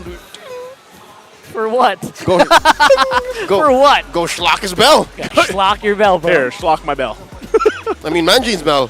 Manjine's bell. Grab All it. right. Well, again, go ahead and let us know in the comments, guys. Don't forget, of course, we are hunting to find winners for 2,000 diamonds as well. So make sure you join that. Now, with this, again, match point ahead of us, Blacklist International looking to cap out the series here. We've kind of contemplated about what could happen in the draft to start. We already saw Minana Evos is going to have that first pick available to them. We're going to go ahead and just assume it's probably Fredrin if he's not banned out. You know, and I don't see him being worthy of a ban, at least in this case, between these two teams. So he's probably just going to get first pick, and then you build up around it. Now, for Blacklist International, man, again, the hero pool is a little crazy. It gets a little crazy when you have Sensui there. Yeah, and again, we now know that the Carmilla works. Yeah. There was a solid plan behind it, and they executed well in Game 3. Now that's why they're at match point. What else? Is the Carmilla the Popol in Koopa? I think there's more. There probably is, man. You should. There it is. All right. Okay. There it is. All right. There's our guy. No more shenanigans. No more. We got new tricks up our sleeves. What else? Faramis is open. But, you know, that's the thing. It's a first pick. What do you want? You gotta get the Faramis. Or Arlo. No, Arlo's still banned out. Yeah, he's still banned out. Matthew Hilda's banned out too. Man, I'm wondering, really, because we just haven't seen too much of the landscape where Fredrin is, you know, taking out Arlo, of course. Yep. Barrett's, maybe? I don't know. Do you want to Angela's open for the first time. Oh. Yep. Angela's open for the first time. Blacklist, though, based on the clapback, they could play for a Vexana. What is this? There's no voice. All right. Let's say Faramis. So all the more, Valentina becomes a priority for Blacklist. Pretty safe, pretty safe. And if you do go for an Angela, what's going to be the priority here, though? Right? What's the combo looking like? Carmilla, though. Wow. And now it's Blacklist's turn on the Moskov. Wow. Kiel1's going to have a field day. Oh. Okay. Well, you know what? I like the combo just because this is one of those ways where you can make the Moskov a little bit AoE. That's right. With Curse of Blood. Yeah, I think something that I failed to mention in Game 3 earlier was I think Reptar did take care of a good chunk of it. Yeah. Carmilla acts as a force multiplier. Yeah. Whatever good you have going with your roster, with your lineup, the output just gets so much better if you get it right with the ult. That's a big if, though, right? Yeah. So conditional. They made it work for Game 3. Yep. That's not a guarantee it'll work for Game 4, especially with a very fickle hero like Moskov. Yeah, it's there's no guarantees here. But to take this first phase, that's going to be the Akai, it sounded like, that's picked up alongside the CC. Oh, first time CC's being picked here. Again, she has been banned consistently throughout the series. So now they have a solid pickup on Kirk. Between CC and the Faramis, that's at least two heroes that allow for you to pick fights and keep going. Okay, so now that they have this, the next pickup here, of course, for Blacklist International, what do they want to do? Pick up their mid lane this early on to not have things banned out for UA or an XP laner? Do they go with the XP lane? Yep, I reckon. Don't tell me it's a Benedetta again. Benedetta Pack are solid picks here. Maybe they change it up here this time too. You can see this, the Arlot though for Haji. But my faith Quite will impressive always stats, but it's going to be the Vexana Oh, that they go with instead. Right. Again, it's very rare that UA gets his free pickings at a hero like this. This is his #1 hero. Yeah. If I am not wrong, might even be Blacklist's #1 hero overall too. Maybe second to the Fred. Okay. They're adding in that ease of execution fact. Whenever you lock in the Vexana and give it to a player like Yue, who's usually very cerebral, very, He's so good at using space. Yeah, exactly. Using space. It does so much. Not to mention also, again, adds the Curse of Blood factor. Despair that I see. Good ban. Nathan comes out. Here we go. Because really you're wondering, okay, what this time around, what is Domain going to pick up? Because the Nathan's banned out. I'm wondering, too, if they still want to take out possibility the Claude, if they actually go on another gold lane option for him. Minotaur is going to be taken out, of course, by Minana. Wait. What are we thinking here? This is tricky. Because of the Minotaur ban from Minana Evos, There's a Claude. Are they planting the seeds of maybe Faramis Rome? Are they saying, oh, this might be a Faramis Rome, yo? Could be. Right? Why would you do that? Good point. Why would you do that? Spider Mouse is amazing on the Minotaur. I mean, the Florin is still out there. The Raphael is still out there, too. The Angela as well. That's yeah, it's kind of crazy that the uncommon. Angela's still open. That is uncommon, to say the least. And you're also going to have to think about who's the Rome going to support here. who are you gonna try and stay alive, keep alive here? Is it gonna be possibly a Bruno, a carry? Like those aren't really hot picks right now. I think if Doming goes with, I don't. A Roger? I don't know. A Roger? Yeah. What was that last ban? Okay, of course the Hellcurt. Hellcurt does not slip through just yet. Nope. So he's going to be banned out. Hellcurt is just a cheese level on a whole nother plane. XP lane for this, to match up against the CC, what's best? MPL-PH just not ready for the Hellcurt yet. They're all still out there, to be honest. Like the Benedetta and the pack. The aforementioned double pick for Abun Jingjing. Like they're two solid pickups. This time around, I'd like to see him go to the pack. I would, yeah. Is there a reason to pick the Riz, though? Yeah, there is a reason. Like, you don't want to be like the solo tank right now if you're Sensui, right? So they actually do want that front line. They can pick the Riz as well.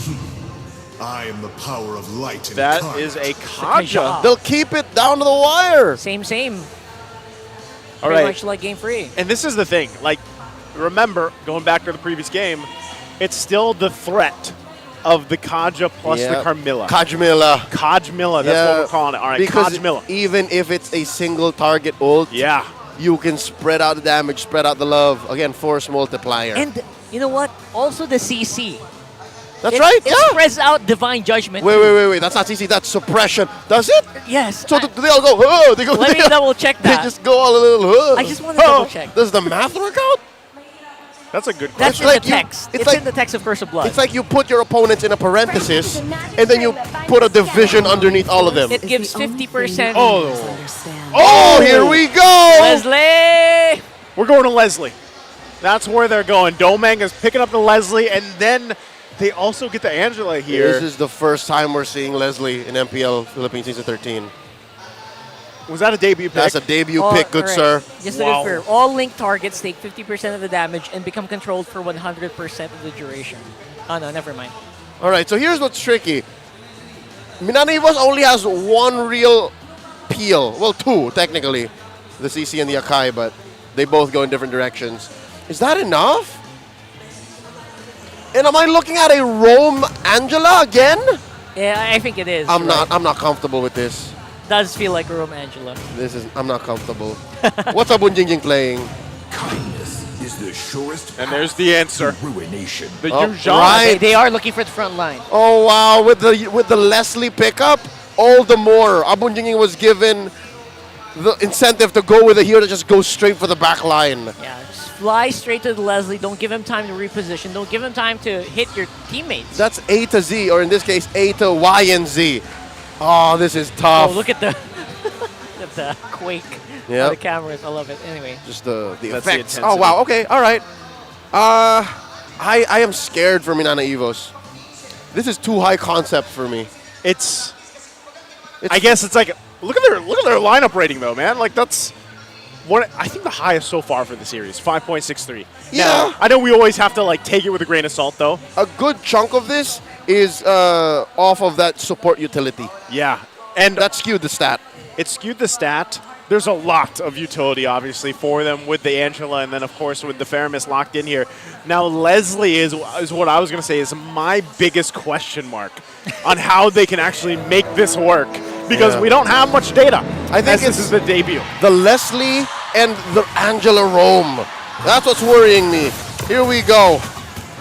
Match point once again for Blacklist International to move on through the play-ins stage here to kick off the playoffs for Season 13 MPL Philippines. And we're going to take a look at the early rotations here. Minana Evos with this lineup. This interesting lineup. Can it work out? We're going to take a look at the emblems in just a second here too, but already Smart Miles having that focusing mark paired up again with a Leslie even is what I'm looking at. Here we go. All right, if you're trying to build a Leslie right now, it's an assassin emblem, of course. And that's Weakness Finder, yeah? Yeah. That's Weakness Finder and Weapon Master. Okay. Okay, so with that, Once again, burst potential from Minana Evos is what I'm going to look out for. Now, other part of that is dealing with Haji, just like in the previous game that we saw. Once that Divine Judgment's available, once every time he has that flicker available, they're going to look for a play. Look at this already. Aggressive flicker in for Spider Miles. Wow! Power hits, and it's going to be a trade 1-for-1. Doming with the kill, though, that's pretty massive. But here comes Haji. Tries to pick up the pieces there, but that was a flicker committed. Spider Miles so in the game here. Yep, Oheb just had to dash and use a little bit of it as Inspire. So, fortunately for Oheb, Miles died before he did.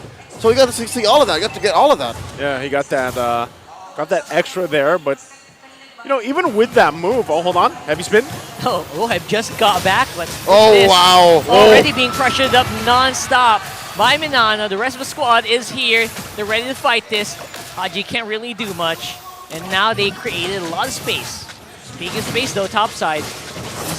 Easy pickings for Blacklist. They traded the turtle for Oheb, and again, it's not like Oheb had to die. Yeah. It's just they went full on Ube on the gold lane.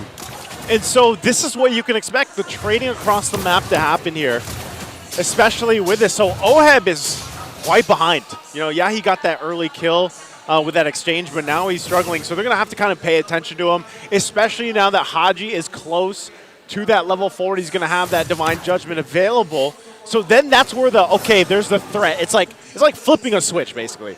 Once Kaja has that Divine Judgment, then you got to respect it a little more. There it is. Full committal once more for Blacklist this time around.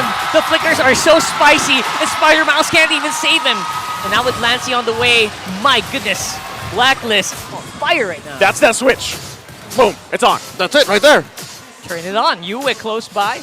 We have a play. Let's do it. And no matter how fast Minana Evos can burst down whichever target they choose, nothing beats suppression. Again, nothing in the game can go through suppression. So the fact that Haji here, who has spent the latter half of the regular season honing his shot calling, becoming the heart and soul of this new era of Blacklist, that's going to be tough. Again, the numbers are against Blacklist in the early game, but it looks like they've clawed their way through, and now they're in the lead, about 200 gold. Yeah, which is crazy because when you think, oh man, Oheb, he went down 2 times early on. He's leading in gold right now against Doming. And it's just a little bit, but that'll continue to build up here. Yeah, the battle spells are also down, so they got to wait a little bit for them to be online. So Minana Evos, that window, that early game window that they had, it's closed, but they can still find these openings, and that's what's so great when you have an Akai. He's almost, I mean, when you're able to get the heavy spin lockdowns, it's great. You have Kirk on the CC, which has been banned out again for quite a bit of the series. That can pop up now, and we've seen just how strong a CC with a vengeance can be in a lot of these skirmishes and team fights. So now, this turtle, we expect a fight to break out, a dance to commence here. Sensui in position alongside Yue. Edward making his way. Haji there too. Has a Divine Judgment. Do they trade it though? This is what I'm really curious about. How does the fight look with Edward in the mix? We're seeing them looking straight into KZen. Kirk also already being protected here by the Heart Guard. Yue going down. Sensui still gets the turtle. And the fight looks like it's just trying to just last on it. KZen couldn't even get close. You saw that. Yeah, Blacklist did everything. He almost did, and then there was just way too much firepower presented by Blacklist, so he just called it off. Interesting, though, the fact that, again, you now know that Oheb has seen how Doming plays, and again, if you're a gold laner in the current metagame, you have to understand the ebb and flow of a Moskov in the early to mid. So it's impressive how he's, whoa. Oh my goodness. How he's recovered. Again, looking at this, he's up by 300 gold over Doming.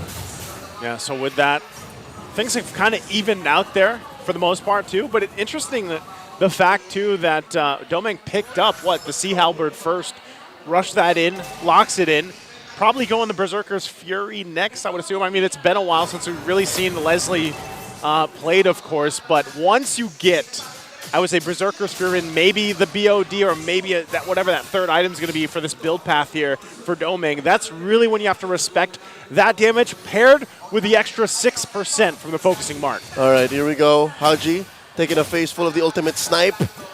Here's something to note. Minana Evos, they have yet to get one single turtle, right? Blacklist, their objective control is so amazing that one of the main strengths... Oh, So deep in, and target is locked. And they're looking for Lancy at the very least slow down that Netherrealm, but they are able to get it back in time. The dive in here from Kaysen should be crucial, but he does not have teammates nearby. It is all him against the whole of Blacklist, and now they take care of business. Oh man, that's frustrating if you're Minana Evos and Kaysen. He's feeling very heavy trying to get in position on that. In more than one avenue, Minana Evos should have won that fight. Yes. There were several pathways for them to have just cornered the core heroes from Blacklist, yet Blacklist were able to shimmy their way out. And instead, it was Minana Evos who got schlocked into position there. Oh no. And walked away with nothing. And now Blacklist are going to get 100% turtles. Oh no! Spear hit to the face, and Edward finishes it off. Spear! Schlock! Schlock, bro. That's a good way to explain it. Oh, they're still going. They're diving it up on the turret. They're not afraid at all, even without minions, Eternal Guard in hand. But how long can they keep this up? Kaysen takes care of it, but everyone else got wiped off the map. This is the Ube revival. Blacklist International. It's like looking at themselves in the mirror. Oh my goodness. Oh, in-game code. In-game code. Oh, in-game code. Dun, Grab dun, it now. dun. Grab All it you now. guys in the chat asking, where code, where code? It's gone. There it is. Maybe. It's Grab still it there. while you can. Man, talk about Blacklist grabbing everything that they could right there. Okay, Doming's firepower is getting there. He's got but not- Berserkers now. But not quite yet. Not quite yet. This is 2 items. I reckon this young man should have a sea halberd in his item path soon. Who, Doming? Oh, there it is. It's already there. Yeah, he rushed it. BOD then, sorry. I meant BOD. He definitely needs to get in there. I think once he gets the BOD, that's really when the threat comes. But I'm wondering, is Blacklist even going to allow that timing to happen here? Look at that. And over the wall he goes. And Netherrealm deactivated for Minana with Blacklist in their heels. Oh, man. They're running it out. Domeng looking for targets. Sensui is the one he chose, but he's just super tanky right now into Carmilla. All right, ultimate snipe called off. Still Kaysen. going. Can still do some pretty good damage here. And there goes the curse. Link is going to be Kaysen and Domeng. It's not going to slow down the attack, though, as there is an attack from behind. Kirk goes down, even with the heart guard. What is the power play happening right now? Ultimate going to be dropped, but nothing will be able to suffice for Minana Evos with that exchange. They are struggling against what Blacklist lineup is able to do time and time again. And if it's not Haji pulling the go signal, it's Edward on the backside, or it's Sensui just sitting there in the front, standing menacingly. And now, Lord up here, pulled again. Another wave, another momentum shift here by Blacklist, currently pushing back the jungler of Minana. Kaysen obviously going to be saved there with Netherrealm and a huge committal of the hard guard. That will mean a free Lord once more for Blacklist, 6K ahead in gold. What's difficult for Minana Evos is their lineup is so honest in what kind of damage and who they're targeting with, right? Check it out. It looks like it's an endless battle first being built onto Domeng before the Blade of Despair, which I understand, right? Economy is tight. And you need to be able to get what items you have in the short amount of time you have. It's going to be difficult to cough up the gold to get to that Blade of Despair. But for Blacks International, this is a very comfortable 6K gold lead. This is the money that is stopping Minana Evos from ever even picking a fight. I think that last kill on a Kirk, even after the Heart Guard, is a sign that, hey, you're not ready for it yet. Please don't. And by playing defensively, Minana Evos might actually be able to get back, but I don't know if their wave clear is as good as it has to be. That's the question, is how long do they need? And can they hold on? How long can they hold on? And will Kaysen find his target? I mean, it's so difficult, man. Not only that, but like with the what? Oh, Oh, Haji! the pull in again. Black is being very proactive now, playing up under this hard guard. This time around, taking care of Oheb. This is a huge swing. Okay, Oheb down. Another down one! Edward's gonna fall as well. Kirk looking for targets. Spotted out by the Eternal Guard means that might be the full retreat. Minana getting back on the board. That's what they needed. The whole ball clap back. Amazing work, shutting down Oheb, taking down Edward, and I think they have found out step one in getting back into this game. They gotta scatter Blacklist. They gotta scatter them. They gotta break down the Ube. Oh man, and with everything that happened. And they would know. They would. And I could have sworn it was impossible because they forced Kaizen to use a defensive heavy spin. Like he scrambled. It looked good already, yeah, for a moment there. For Blacklist, but yeah, no, look, a negative gold benefit. Negative. On that Lord. And that was all that happened too. Domeng was able to pick up the Endless Battle. So that was his next item that he locked in, possibly going for the BOD next year. Now it's BOD time. BOD. Now it's BOD time. Checking out what Blacklist is up to on items. That's 3 core items already on US, so he's still definitely a force to be reckoned with, a threat. Great pickup on Haji, though. He has a Twilight Armor and the Fleeting Time. Oh, wait, here we go. Oh, this time around, it's Kaizen who came out on top of the execution here. But look at this, Edward straight into the back line, and they take care of Kaizen because of that. Lome can't do anything. Oh my goodness, it's a bloodbath. Oheb is still alive. They removed the Nether Realm. It's a 4v5. It's still defensible here. There's no minions available. They want the turret. They want that turret though. Okay. Wow. Snipe. Snipe's gonna come down. All Not right. enough damage to clean anything up. So down Kaizen, their jungler's gone. Blacklist just says go. All right. Get that Lord. Are they going to try to contest? Yeah, that's a big question mark. And they are the ones who got taken care of again. Lancey down for the count.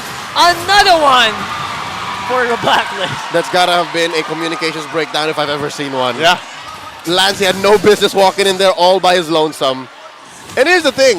The fact that they saw what their win con could be, something tells me maybe Minana Evos, some members of them might want to go much faster than the others. Yeah. Because this is a fight where Blacklist was comfortable taking it, despite the amazing heavy spin by Kaizen. So with that said, I think we're back to square one, at least to where we were 2 team fights ago. Blacklist in control, 8K ahead. Massive swing once again in momentum for Blacklist International to work with. Kirk. They got that turret down too. Kirk, you're probably going to want to get back to base unless he's just trying to make a play on the backside. Lord's in the base now. Yeah, since Sui is all charged up and ready Kirk. to go, they find Kirk once more. Heart guards in tow here, but they're taking care of turrets instead. Lord is there for the count, and another pullback here by Haji. Able to save here by Lancey at the very least, but now it is time. It's now over here for Blacklist, for Minana rather, and now they take it. They take so much, and they give so little, and they are fighting back. The whole ball definitely doing some work here, but in the end, it's 2 for 2 with a successful defense for Minana. They stayed in the game though. They're not going down without a fight.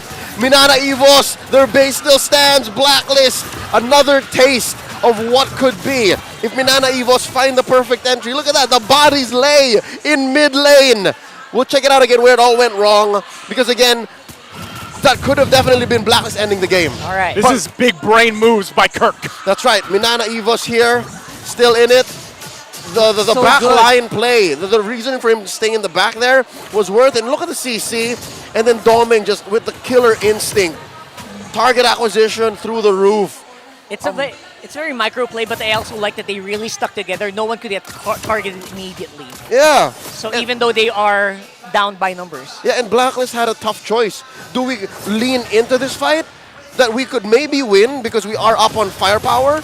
Or do we just back off? And I think it's that confusion in that moment that allowed for Minana Evos to win a trade. Again, any kind of 2-for-2 trade when you're ahead is bad. Yeah, and this is where it gets a little scary too, because now the BOD's locked in from Domeng. We just got a preview of what the damage can look like as they were trying to defend their base. Yeah, the base is fully exposed here, but you're going to see them check it. They have to respect the damage potential, and being able to spot things out, of course, is crucial too with Domeng here. Now, Haji, if he makes a play, if he lands the Hail Mary of Flicker Divine Judgments and gets the automatic -1 from the lineup of Minana Evos, that's going to be a huge power to play to work with. Lord's coming up here, though. Does Minana Evos want to find a positioning for this, given how things have fallen into place? Once again, as they approach that Lord Pit, they have to watch out for Haji here. So Blacklist will go ahead and start this Lord up, and they're not trying to waste any time with it. No, Look at their positioning. That's tough. Even with 7K ahead, Blacklist know that there could be a contest, but I think Minana Evos are much better on the defense. Maybe they can play defensively here. Maybe they can just wait until Lord is knocking on their door and then find another scatter team fight. They're looking for the opportunity. They're looking for that opening. Blacklist also just playing it patiently. I don't blame them. Yep. They have the luxury to do this. Good pickups here, taking their time this time around. Blacklist is going to go for it. Dragon form. That's Edward straight up on the Lancy. He's looking for targets. He's also looking for Domeng, who is actually pretty far away. And now, because of that, it is going to be an easy day for the Lord, at least for now. Oh no. Edward? Good. Kzen looking for Edward. Eternal Guard trying to help out here. Edward's fine. Oh! Now it is going to be the full-on collapse. And it is going to be Oheb going down first. Domeng looking so good with a hard guard. Oh my goodness, Haji found Domeng, but they couldn't kill him! Another Lord! The Lord wants it!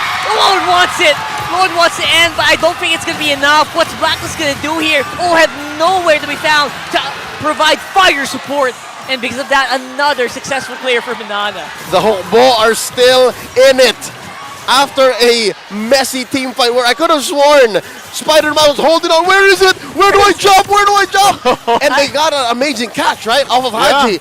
But still, the fact that they found Oheb in the backline and did not suffer any deaths means Minana Evos, despite the communications breakdown prior, are still in it. Moscow seemed to be evaporating today, right? I didn't even notice Oheb dying. This it's insane because Haji was able to get Domeng with that. Now Kirk! Another one, Divine Judgment, pero this time around, it does feel like it will be on tilt. It's Minana on the offensive. Oh, he's cut off. Curse of Blood is activated, but it's not going to be there for long. They're so low. So low, everyone on Blacklist wow. right now. It is Minana fighting with heart, looking for their mark. They find Sensui because of that. And if I'm not mistaken, I think Blacklist understood who the dominant force was in that engagement. Look at the noobs from that player lobby cam, right? He's like saying, Busyan, Busyan! And that was just off of a single engagement wherein you could have argued that was a delayed heavy spin. Yeah. That was a reactive heavy spin. Yeah, maximum respect for Blacklist, knowing that you know what, they can't handle it. So just gonna try to test out the waters there. Kirk. They got burnt. Yeah, Kirk picking up the next item here. Okay, it looks like, yeah, he's got that Brute Force Blessed Plate in, locked in.